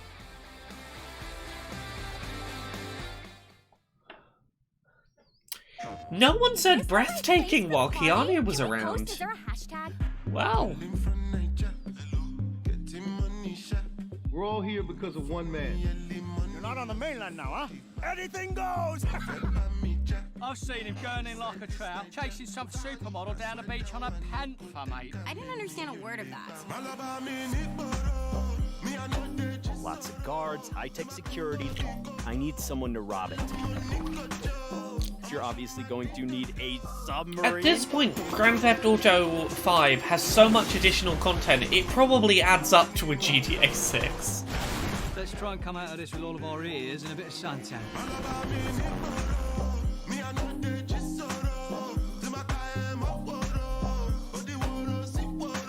They've done an impressive job of continuing to put things in that game. Lucy Adam was born about 9,000 years before our time. In the year 515, after having federated the African continent, she set out to conquer Rome. It was on witnessing the consequences. This of has got to be like a world, that she one of decided to those impose civilization type as strictly games. a vegetarian. Yeah, this has got to be like Civ 6 or something. And it's in 1082, following the unexplained death of the king, that she was crowned Empress of Spain. It's in fact to celebrate this event that rock and roll was invented.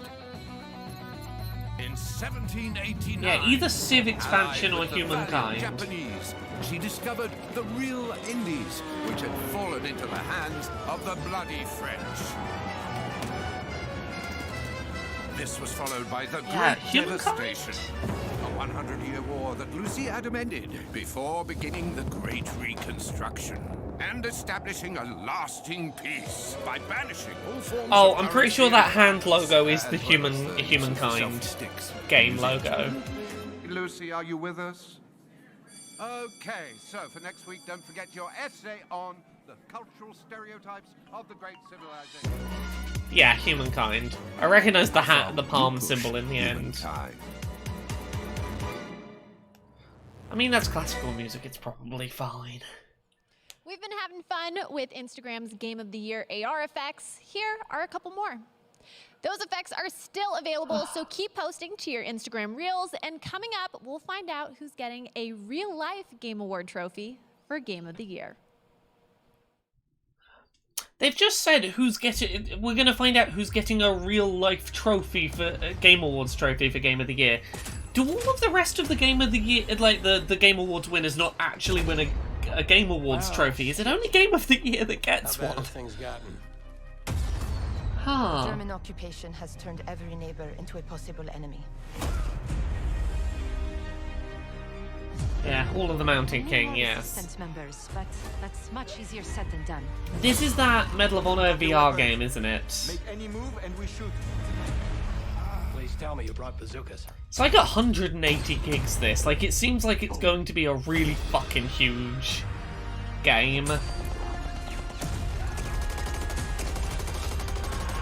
Yeah, it seems like this might end up being up there with Half-Life Alyx in terms of incredibly ambitious, sprawling, big, full games. That's a piece of shrapnel. Ah, do you want to just go sit in the cinema and watch World War II videos? Yeah. You want to hear the rest of the story? Starting tonight! Oh shit, is it out tonight? Is it coming to Quest? I'm curious. Because I'd really like to play this on Quest, ideally. Where's my sister? But it's good for us to be together. That's all we can ask for.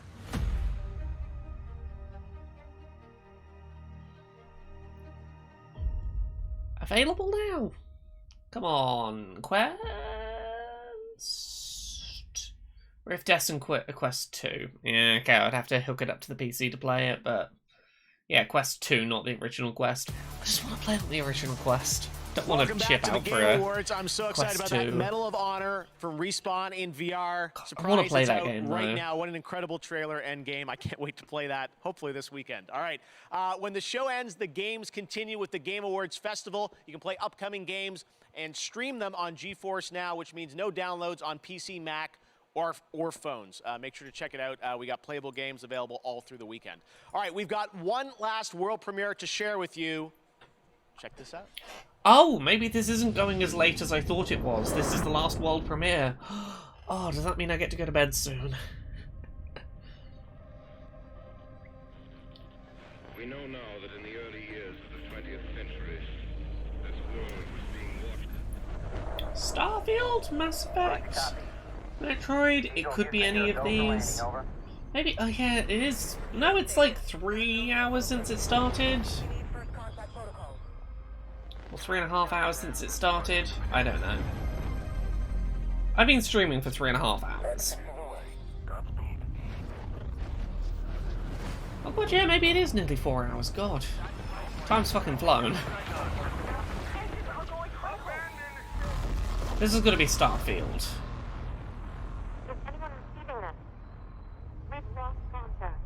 So yeah, no Elden Ring and no Breath of the Wild 2 tonight.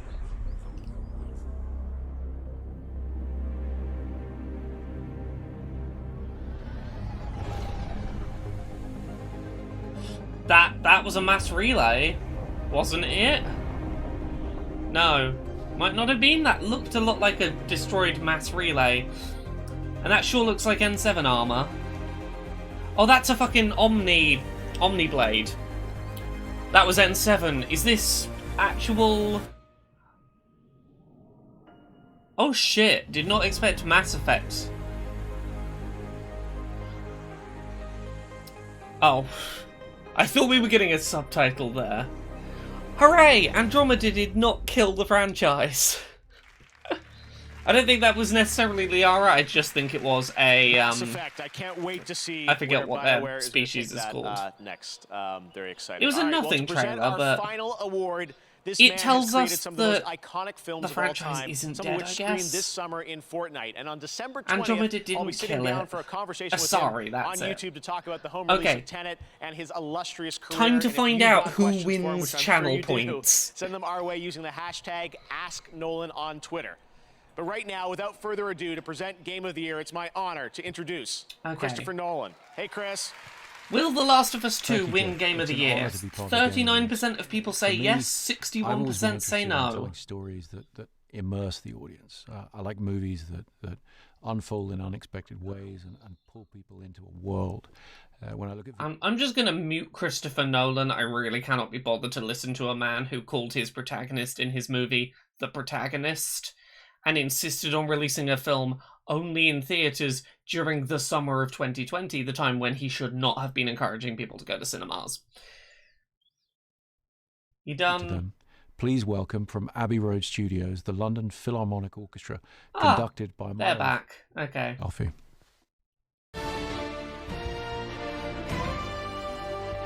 Okay, we're going to get some music from all the games. Okay, Final Fantasy VII music for a minute.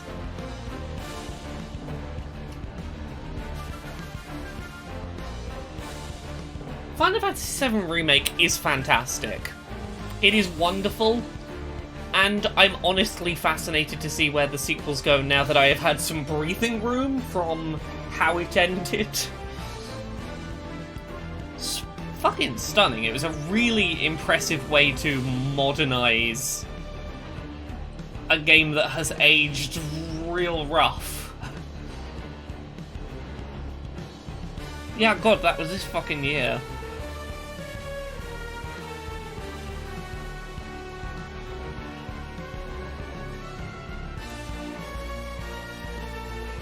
When was Final Fantasy VII Remake? That was like March? April? It was right near the start of lockdown.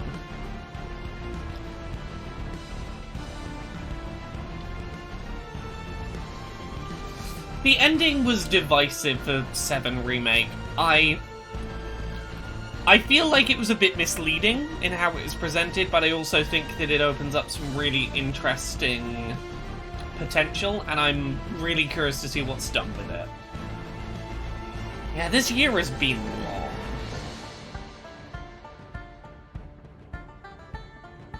God.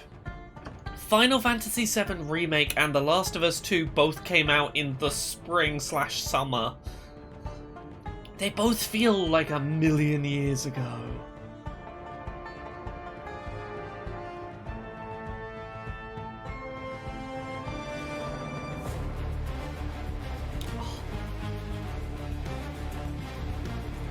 Oh god, I bet Supermassive never thought that this game's soundtrack would get performed by the London Symphony Orchestra.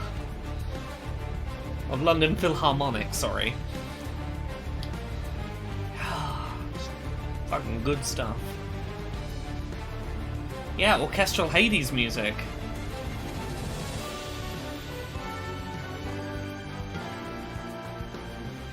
Animal Crossing has won nothing tonight. It has not won anything it's been nominated for, except for I think Family Game? Did it win Family Game? And I'll be happy with either Animal Crossing or Hades. Either of them would be... I don't see Final Fantasy VII winning Game of the Year. I think if it's a big budget thing, it's going to be The Last of Us 2. If it's an indie thing, it could be a toss-up depending on how people decided to vote it.